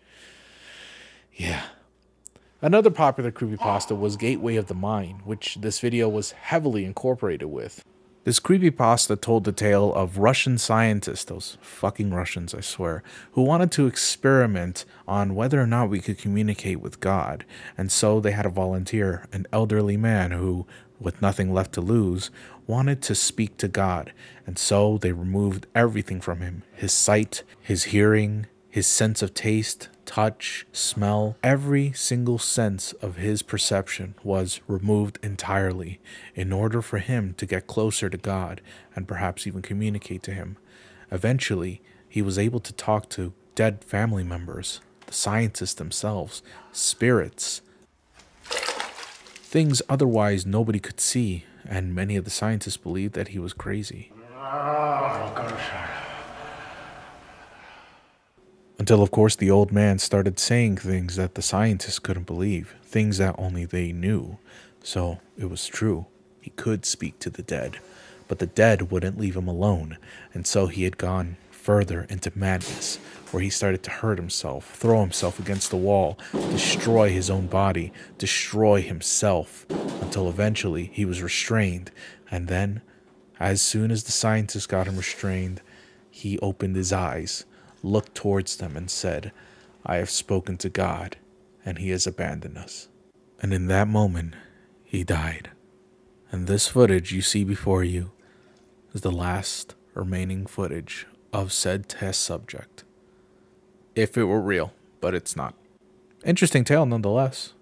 At the time, there were even allegations that this is somehow connected to demonic cults and was some sort of satanic ritual, and then the materials he was using ranged from human bones to human blood, all sorts of like nonsense in order to fit people's satanic narratives, even though I don't think that's what Satanists would do.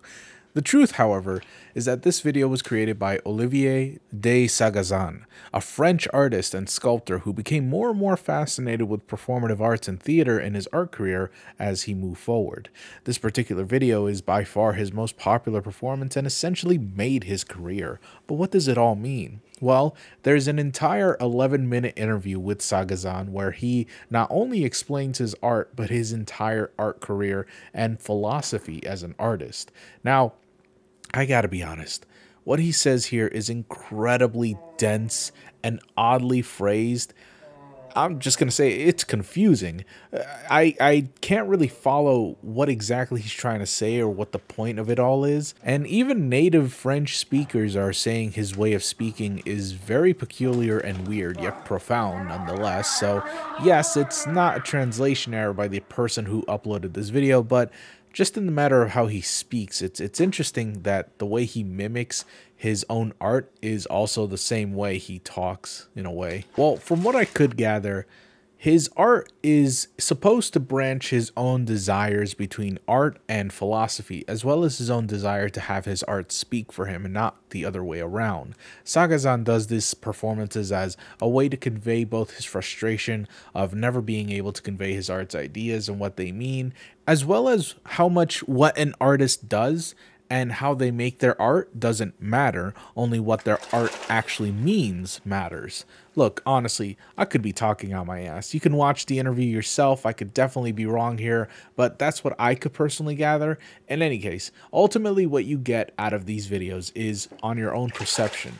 Lots of people are frightened by these videos. Yes, videos, as in plural. Sagazan has made several of these kinds of performances available on his own YouTube channel, some longer than others, and some you might actually find more disturbing.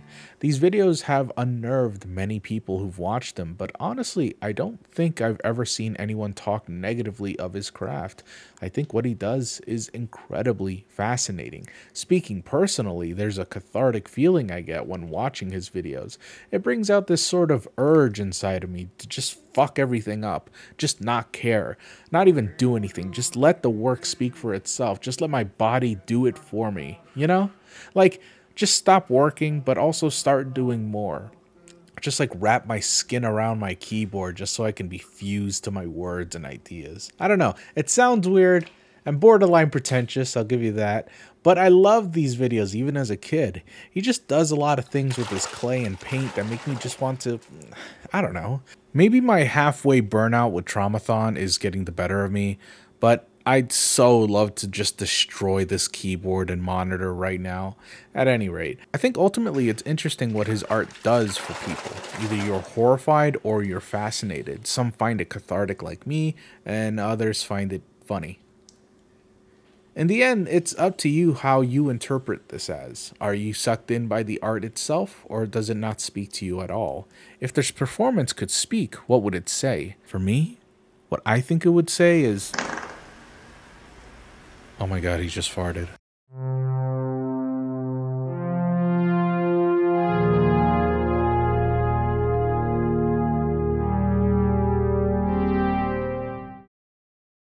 It might be sort of surprising to note, but not a lot of people are actually familiar with the fact that Sam Raimi, the man behind the original Spider-Man trilogy, was actually a director and producer for the Evil Dead franchise. Lots of people like to attribute the movie with Tobey Maguire, which makes sense because he's pretty much the face of the entire franchise. But so much of the film's personality comes from Sam Raimi's directorial skills. And to be honest, for those people who do know that he directed the Evil Dead franchise, don't actually know that he already made a dark and gritty superhero film called Darkman. And of course, he's made a slew of comedy films as well.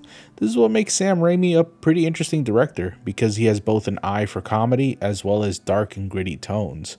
Today, I just wanted to acknowledge that eye of his, because frankly, if you're familiar with his work, you'll see a lot of his influence everywhere in the trilogy, and how ultimately he was gouged from truly expressing himself toward the end. Starting off with Spider-Man 2002, which a lot of people have remembered fondly for its lightheartedness and cheesy humor, though often people forget that this sort of directing style is Sam Raimi's signature. He loves lighting up the mood and bringing his audience back down to the ground with a harsh dose of reality. The murder of Ben Parker is very grounded and dark, with it being right after a pretty comical fight with Randy Savage. And this is just Raimi's style of directing. It can be funny at one point or downright calm, and then bam! Fuck you, old lady. Fuck your god. I'm your god now, bitch! You'll see some of his quirks with the rise of the Green Goblin. I love this shot. It's straight up like a fucking Dracula's castle. It's so cheesy and evil. I love it. Norman Osborn opens his eyes and starts attacking his colleague like a fucking madman. Something ripped straight out of a 70s grindhouse flick. Jesus, look at him like a fucking animal. The rest of the film explores an interesting side of him that you don't often see in superhero films even now, and that's the mental anguish he faces as his personality begins to split from Norman to the Green Goblin, which he's been unaware of the whole time. And of course, this is when we see the Green Goblin for the first time, which Willem Dafoe plays spectacularly. You can tell he's having fun. Hello, my dear. But then, of course, Sam Raimi's own dark tastes take over in the screen as we see the Green Goblin literally kill people right in front of the camera. You know what I'm talking about. The fucking grenade scene.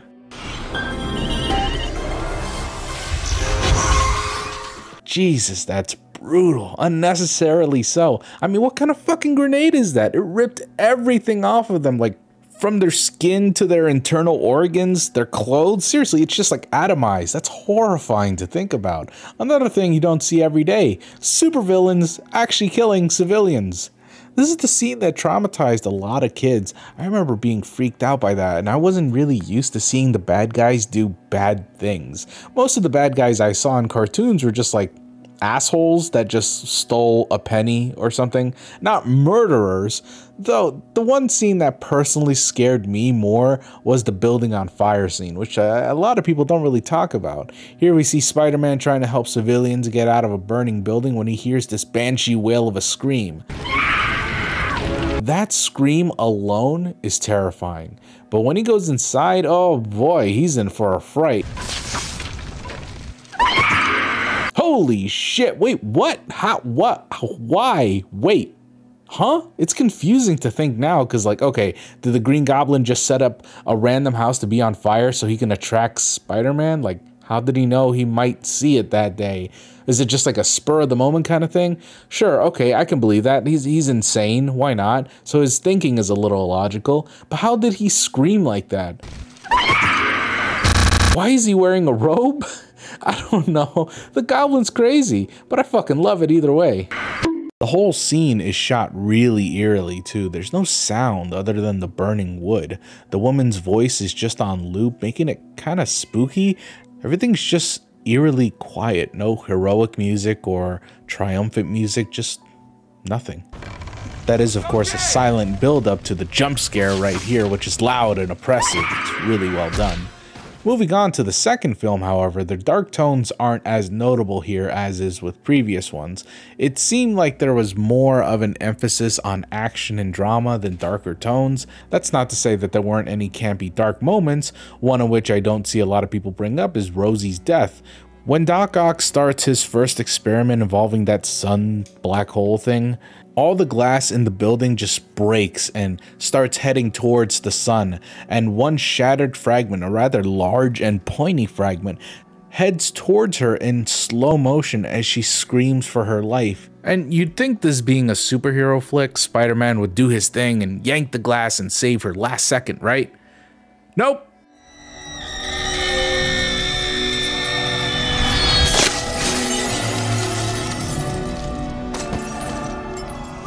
Damn, that's gruesome. The squelching of her face being sliced, or her brain getting cut in half, and her body just slumping over motionless. It's really grim. But that adds a sort of realism to these movies, because frankly, you can't always save everyone, even if you're a superhero. But the best scene of this movie, and by far the entire trilogy, was Doc Ock's awakening. Seriously, words can't do this justice. It's just an absolute beauty of a scene. Please, if you haven't watched it, go watch it now. It's absolutely worth it. The way it's shot is like a crazed horror fanatic's dream, and it looks like it was cut straight out of an 80s B film, with all the cutaway shots and dramatic zoom-ins, the chainsaw, which is a not so subtle homage to the Evil Dead series, the horror of these doctors getting killed on screen and off screen as well. It's just immaculate and terrifying. The usage of CG is also sparingly done. Usually just on the tentacles itself, most of what you see is real people hanging on wires and reacting to the tentacles springing up on them. It makes the whole scene seem real, make it grounded, making it a lot more gruesome as it's tied to reality, and it doesn't depend on a lot of visual effects, just real live action and reactions. If this were any other film, this would be at the start and would probably be the origin story of a slasher villain, but instead it's tied to Spider-Man, which ain't so bad either. Now, of course, we move to Spider-Man 3, and this is when I think Sam Raimi was just depleted of his own creativity, of no volition of his own, mind you. I have a feeling that since the last two movies were such big hits, producers felt more inclined to step on Raimi's project more and more. The first film really did feel like Raimi had more control than the other sequels, while this one felt like he had to be pulled back a bit as not to upset the little kids who are now obsessed with Spider-Man all over again. We're gonna be scraping here, but there are a few good scenes and deleted content that might surprise you, but first, let's take a quick break. Don't touch that dial. We'll be right back.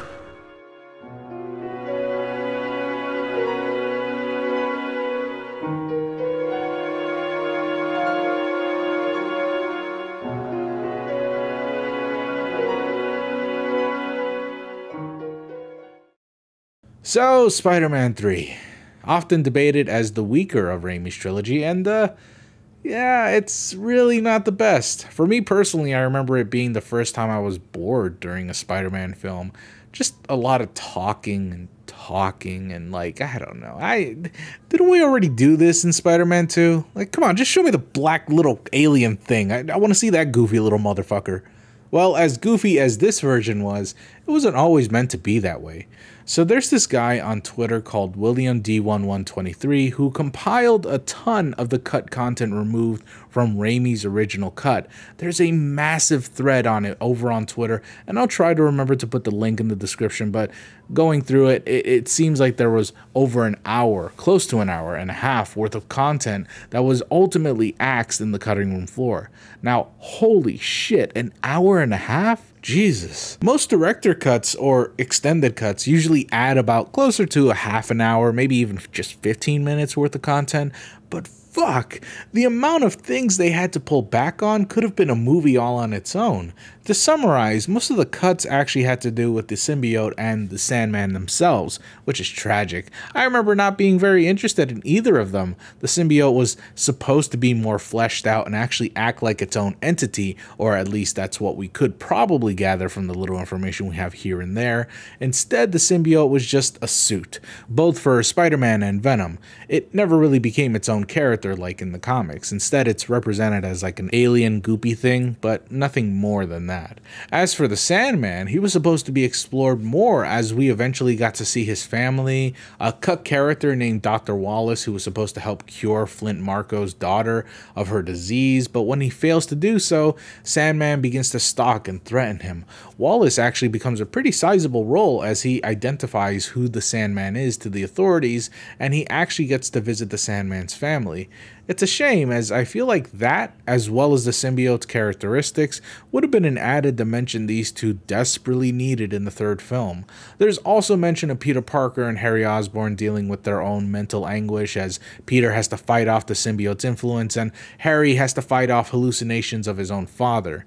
This version would have delved deeper into the inner struggles these two characters have, and it's a shame it was cut because the themes of all these movies have always been inner turmoil. Each villain and Spider-Man has always shared that, and it sucks to see that get thrown away. For one reason or another, many of these scenes were shot and fully edited, but ultimately scrapped. Most likely it had to do with the runtime of the film, but sometimes when you work for Hollywood, outside influencers can make it so that your own vision is often left unseen, for better or for worse. But hey, how about we talk about one last scene? One that I personally thought would have been really cool if it ultimately had finished, and that's Venom's death scene. Yeah, it was supposed to be really fucking brutal, like horrifically so. I actually completely forgot that Eddie ended up dying in such a violent way in the first place, so I guess they kept some of the grimness there. But trust me, what was supposed to happen was a lot more gruesome. So similar to the original ending that we did end up getting, where Spider-Man utilized the sounds the poles made to paralyze Venom, Spider-Man in this version, as he's pulling out Eddie, reveals that Eddie has had his skin degloved by the symbiote. He's literally nothing but bones. The symbiote was also supposed to have a final battle with Spider-Man, but Spider-Man ended up killing it with some more poles that he was able to pull down. I think the concept of the symbiote literally eating its host alive definitely would have made it more like a parasite as the film wanted to portray, but I can see why this was cut. It's just simply too violent. Sure, killing a ton of people on screen by removing all their flesh is fine, but I think they got away with that because it was so goofy looking, and also because it was the first film and they didn't really have much to lose. This, however, must have been way more shocking to see because, hell, I don't know, censors can be weird. At any rate, I highly recommend checking out the thread. Ever since its release to the world, people have been calling out for the Sam Raimi cut to be released to the world, which, as admirable as that might be, I really doubt there's much of anything to cobble together a new extended cut of this movie, especially since most of the special effects would just never get finished, unless they reshoot a ton of other stuff and add new special effects, a la George Lucas style. It is what it is, and all we can do is just be left to wonder if it was for the best. Nevertheless, the films have a unique flavor to it that I feel a lot of superhero films lack, nowadays anyways. Sam Raimi has been more of a producer now than a director, but he did come back to Marvel to direct the new Doctor Strange film with mixed results, which I think was predictable. Marvel and superheroes as a whole are just much more family friendly than they used to be. I mean, there are certainly scenes in this film that are Raimi-esque, don't get me wrong, but I still feel like part of his creativity is being hemorrhaged. Also, you guys know what scene I'm talking about, right? This one? Yeah, I'm not going to show it because I don't want to spoil it, but yeah, that was kind of cool. Well, whatever the case may be, if you like the Raimi films more or if you like the new stuff, it can't be denied that these films have a nice dark aftertaste that more comic book movies should explore. It'd probably be a nice breath of fresh air after all the fatigue lately.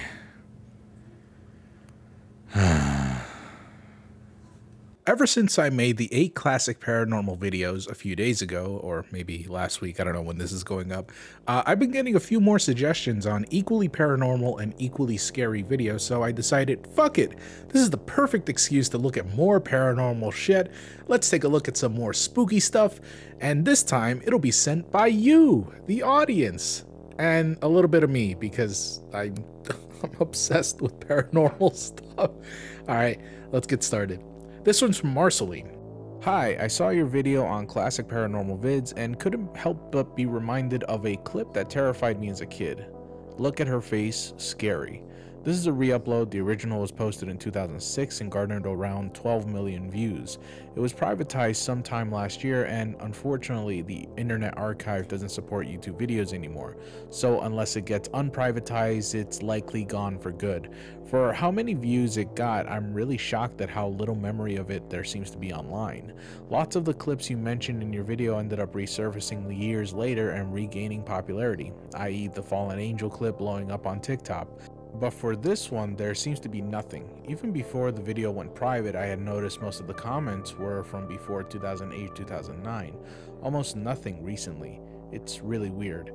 As for the video itself, it still creeps me out, and it's a really unique scare, at least for an early YouTube ghost video, and I feel like its obscurity adds to its eerie vibe. It genuinely feels like a cursed footage, and even though I think it's fake, I still love it to bits, lol. Anyways, yeah, I hope this isn't too late or anything, but I thought this would make a good suggestion for Traumathon. Keep up the great work. Thank you a lot, Marceline. I remember this video, actually. Now, I've got a slew of Japanese paranormal videos that I might just explore outside of Traumathon, so don't you worry, it's not going to stop here in Traumathon. I'll definitely look at more. I mean, pretty much not just with Japanese paranormal videos. I think there's like a sexual awakening with these paranormal videos that I've been doing. I fucking love doing them, but I especially love Japanese ghost videos because they are so beyond extra. This one is called Look at Her Face Scary, and I love that title. But yeah, this is a classic, man. This is like back in 2009, man.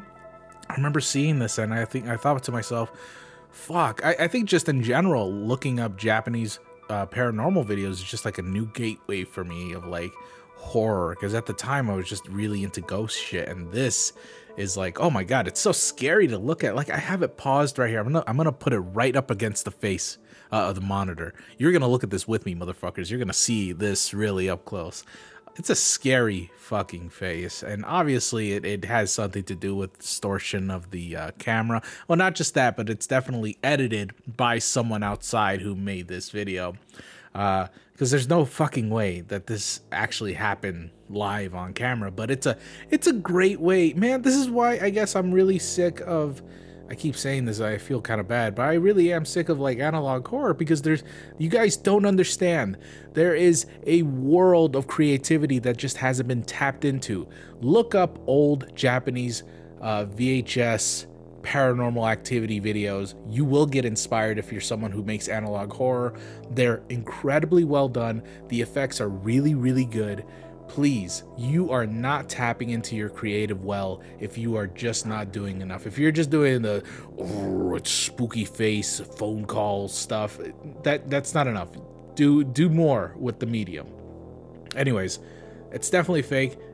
But it definitely scared the shit out of me, and I know most of you, it scared you too. So thank you for that, Marceline. This one was sent by no one in particular. A majority of you have asked ever since I made that last video about covering body of a pig. That one very famous video where the guy's like, I have the body of a pig.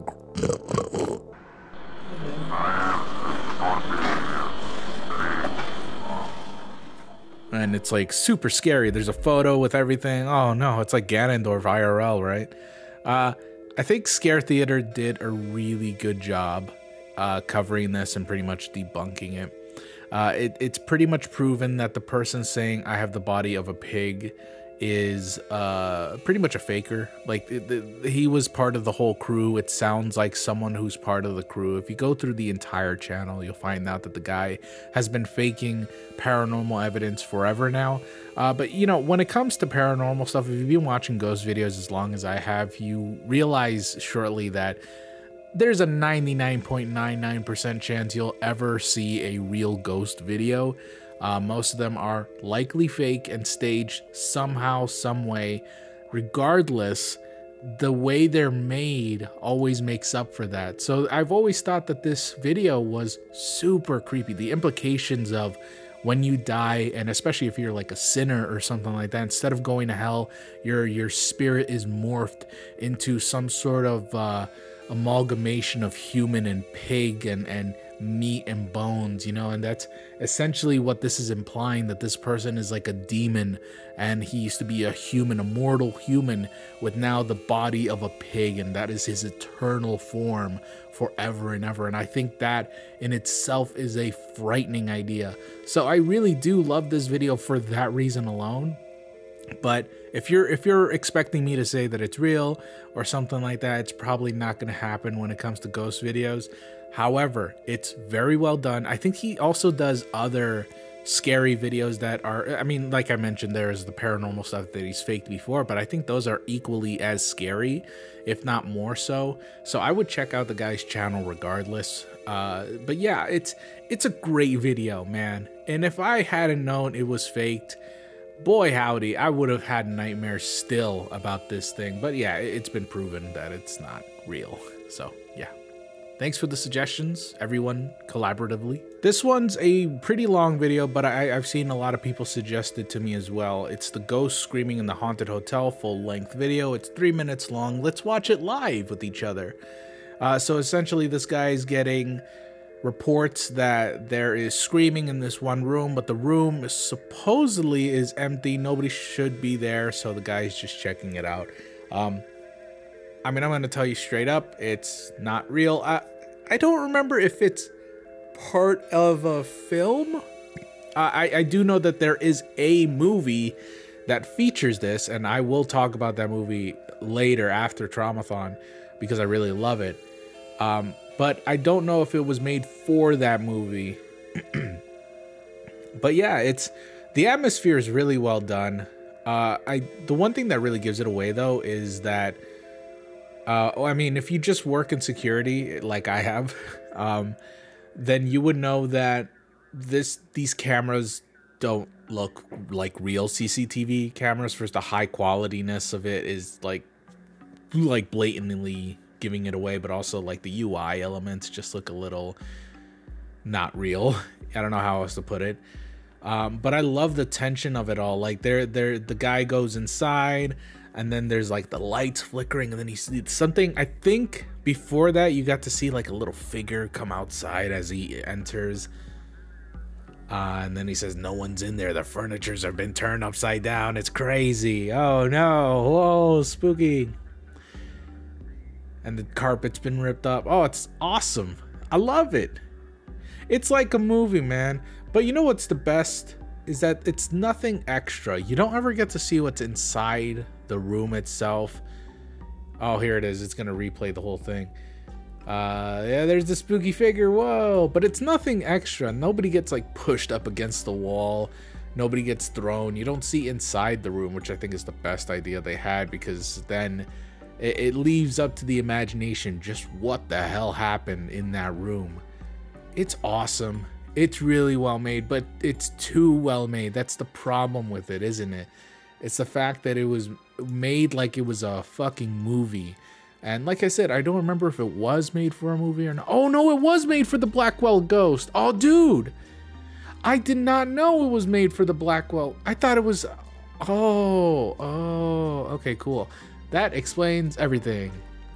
Well, I'm gonna be talking about the Blackwell Ghost series of movies, which I'm gonna be, okay, you guys want to watch something for Halloween? Halloween is coming up in like a few days, guys. Do you have Halloween movies planned?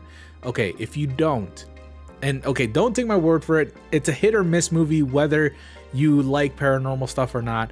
Please check out the Blackwell Ghost, the entire series. Unfortunately, you do have to pay for each one if you don't have them somewhere here and there, but they're really well made movies. I actually cried during one of them because like the roller coaster ride the main character goes through is incredible. I will talk about the Blackwell Ghost after Traumathon, but it is such a huge, massive, I guess, franchise that I can't just cover it in one Traumathon video this year. It's just too big. But yeah, check it out. The whole series, it's awesome. I loved it a ton. Anyways, thanks for the suggestions. Now this is an old school suggestion from the second Traumathon series that I did. It wasn't an email, it was a comment, but I remembered it ever since then, about this ghost called the oh god, what is it? It's just a random EVP of a ghost that was shown on Art Bell's radio show, which if you're not familiar with Art Bell, if you're into spooky paranormal stuff, you'll know that Art Bell had a pretty good radio show that had a lot of weirdos show their EVPs and ghosts and evidence of like aliens and stuff. And he's the guy who had his broadcast interrupted because there was someone who was claiming to work for like Area 51 or the FBI or whatever, and he was like crying and explaining that there is like aliens and they're fifth dimensional beings and we're being replaced, and then all of a sudden the broadcast gets interrupted. Left will be more easily controllable. Discharge.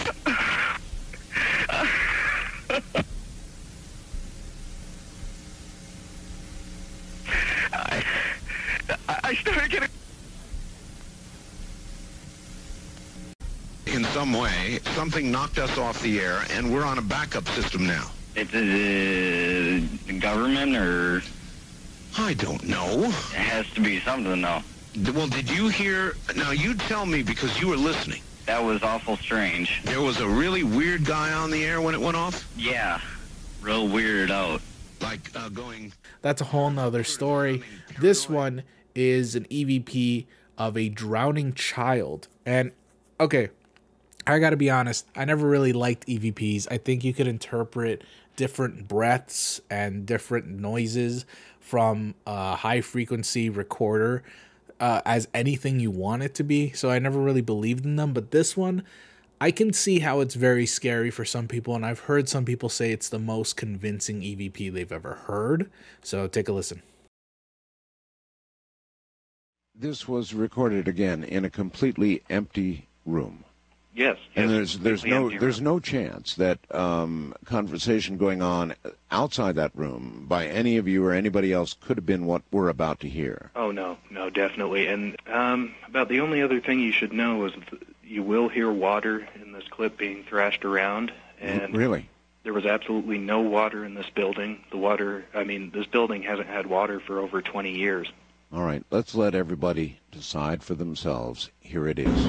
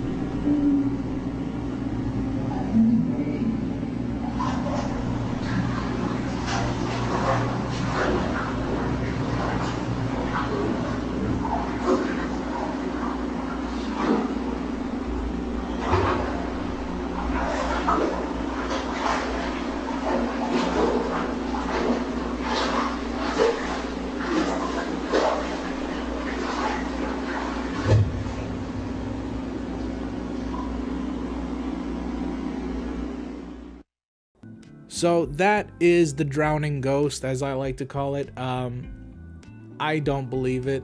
I mean, I'm usually not gonna believe it, but the reason I don't believe this one is because there's just EVP. It's just EVP. There's no video. There's no pictures. Nothing. So even though the guy claims that there was no water nearby, it damn well sounds like there's water, and there's nothing that prevents us from saying otherwise, and I guess thinking otherwise. But yeah, it really does just seem like the guy had water running in the bathtub or in the sink or something. It's just too good to be true, man. Like, that water is just too prominent.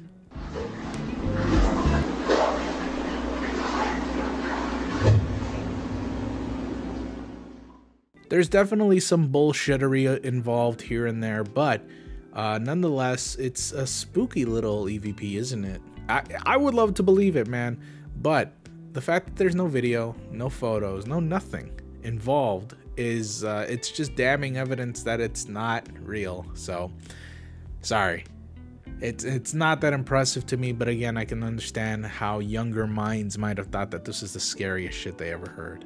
All right, well, I've been talking a lot. Let's go ahead and take a break. Stick around. We'll take a look at some more paranormal evidence that you guys have been recommending. Stay tuned. Hey everyone, thanks so much for watching so far. Here's the fan art. I don't know who it is. I don't know who I'm gonna put up, but hey, thank you for the fan art. It's wonderful. I just wanted to mention real quick two things, give a shout out to two people. One of them would be the channel Uninformed Movie Reviews. I think they're really underrated.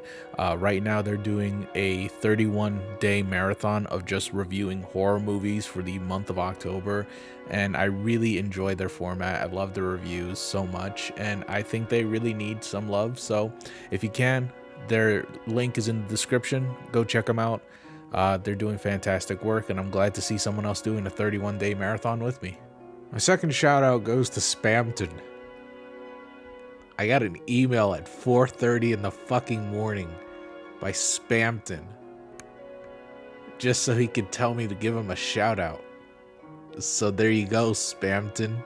Fucking leave me alone and let me sleep. And we're back. Alright, next video that I have a lot of people talking about was this old video made back in 2006. Essentially, there's this family who went out on a trip to Gettysburg, and they were filming into the forest when they saw these weird figures show up. I don't see nothing down there. Can't be the motorcycles, honey. There's another sparkler. You see what I'm What's saying? that? What is that? Tree. No. You moved it. Now, to give some credit, these people don't actually seem like they know what they're looking at. They're not claiming it's ghosts, but they're still really weirded out by it. I have no reason to believe that this couple or this family in general faked this footage, nor would they want to or probably know how to. It's just a really weird video that has like these puffy clouds just moving along into the forest. The one thing I could say it probably is, there's most likely a highway behind the forest, and there's cars just moving by. That's most likely what it is. At the same time, it's really high up there. It's hard to believe that and they're moving at different places too. It's not like all one level area.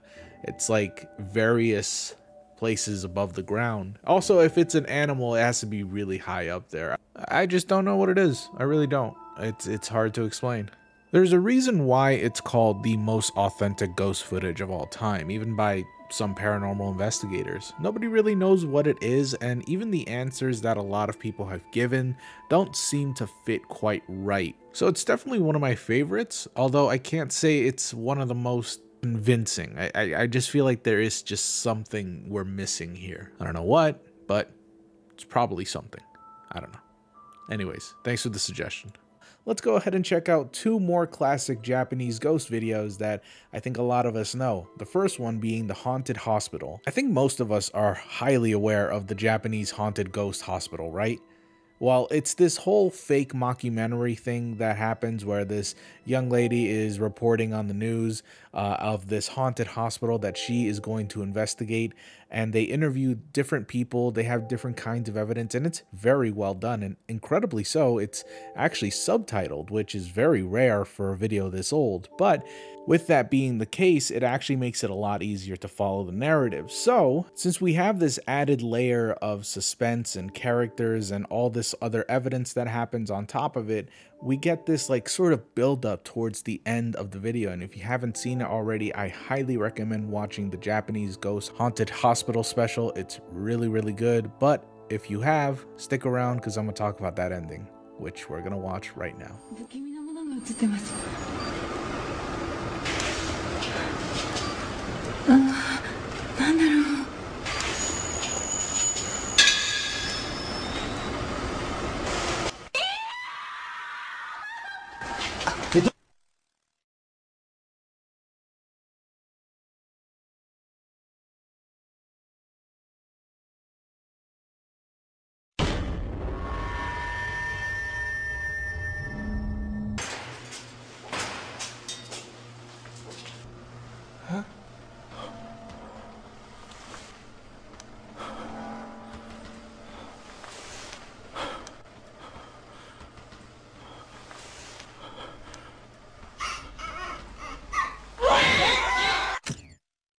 Fuck, man, I love that ending so much. It is so creative. It's so excellently done. And this is what I'm talking about. As I said earlier, I know most ghost videos are fake. I'm okay with that.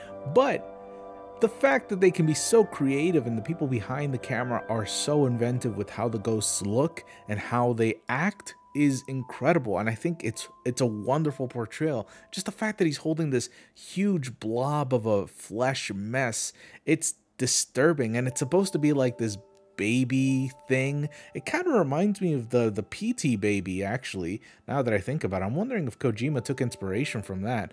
But otherwise, it's a wonderful video. Seriously, it's 7 minutes and it's godlike. I fucking love it.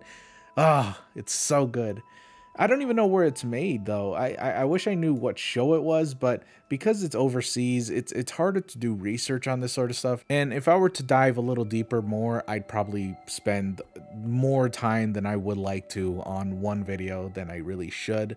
But maybe someday I'll do more research on these Japanese videos. But for now, seriously, check it out. It's wonderful. Okay, and the last one we'll be talking about is one that's simply titled Japanese Ghost.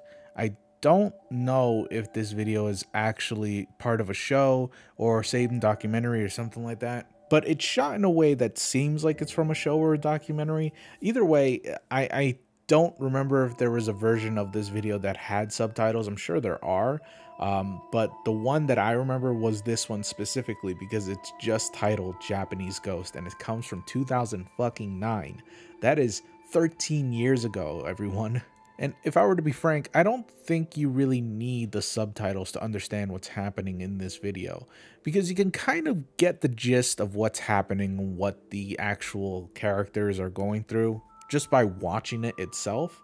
Other than that, it's a really well-made video where it just goes through this like party that these kids are having, and then all of a sudden they see this one lady with a very pale face, and they're just like mocking her from the other side of the restaurant, and then they see her like turn around slightly to look at them, and it's just like, oh, it's so creepy. And then later on in the video they meet her again in the railroad, and well, things happen.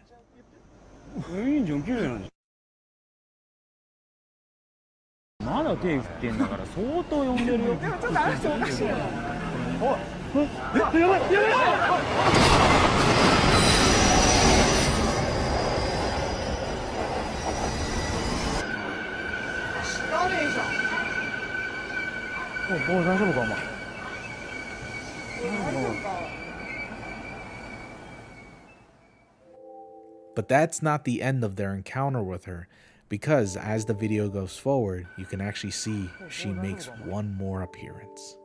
God, the way they present these ghost videos in Japan is just so amazing. The sound, the shots, the slow motion, it's always so haunting. It's so pungent, man. I love it. These Japanese ghost videos always have like a punch to them that really fucking makes me scared as shit.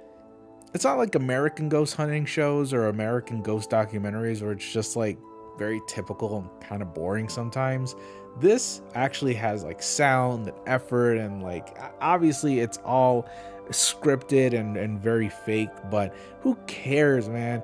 It's like watching a mini horror film, you know, like a short horror film. I love it. I love it so goddamn much.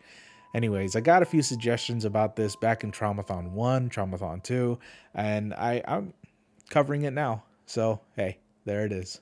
Either way, I hope you guys liked this video, and I hope you liked what I covered. I hope I didn't ramble too much. And yeah, if you have any more suggestions of paranormal stuff, I would hold on to that until after Traumathon, because I really do want to focus more on the paranormal, because they're just so much fun to cover and talk about. So yeah, leave those for after Traumathon, and we'll talk more about them later on. But for now, I hope you liked the video. I hope you liked the ghost footage. And yeah, let me know what you think in the comments down below.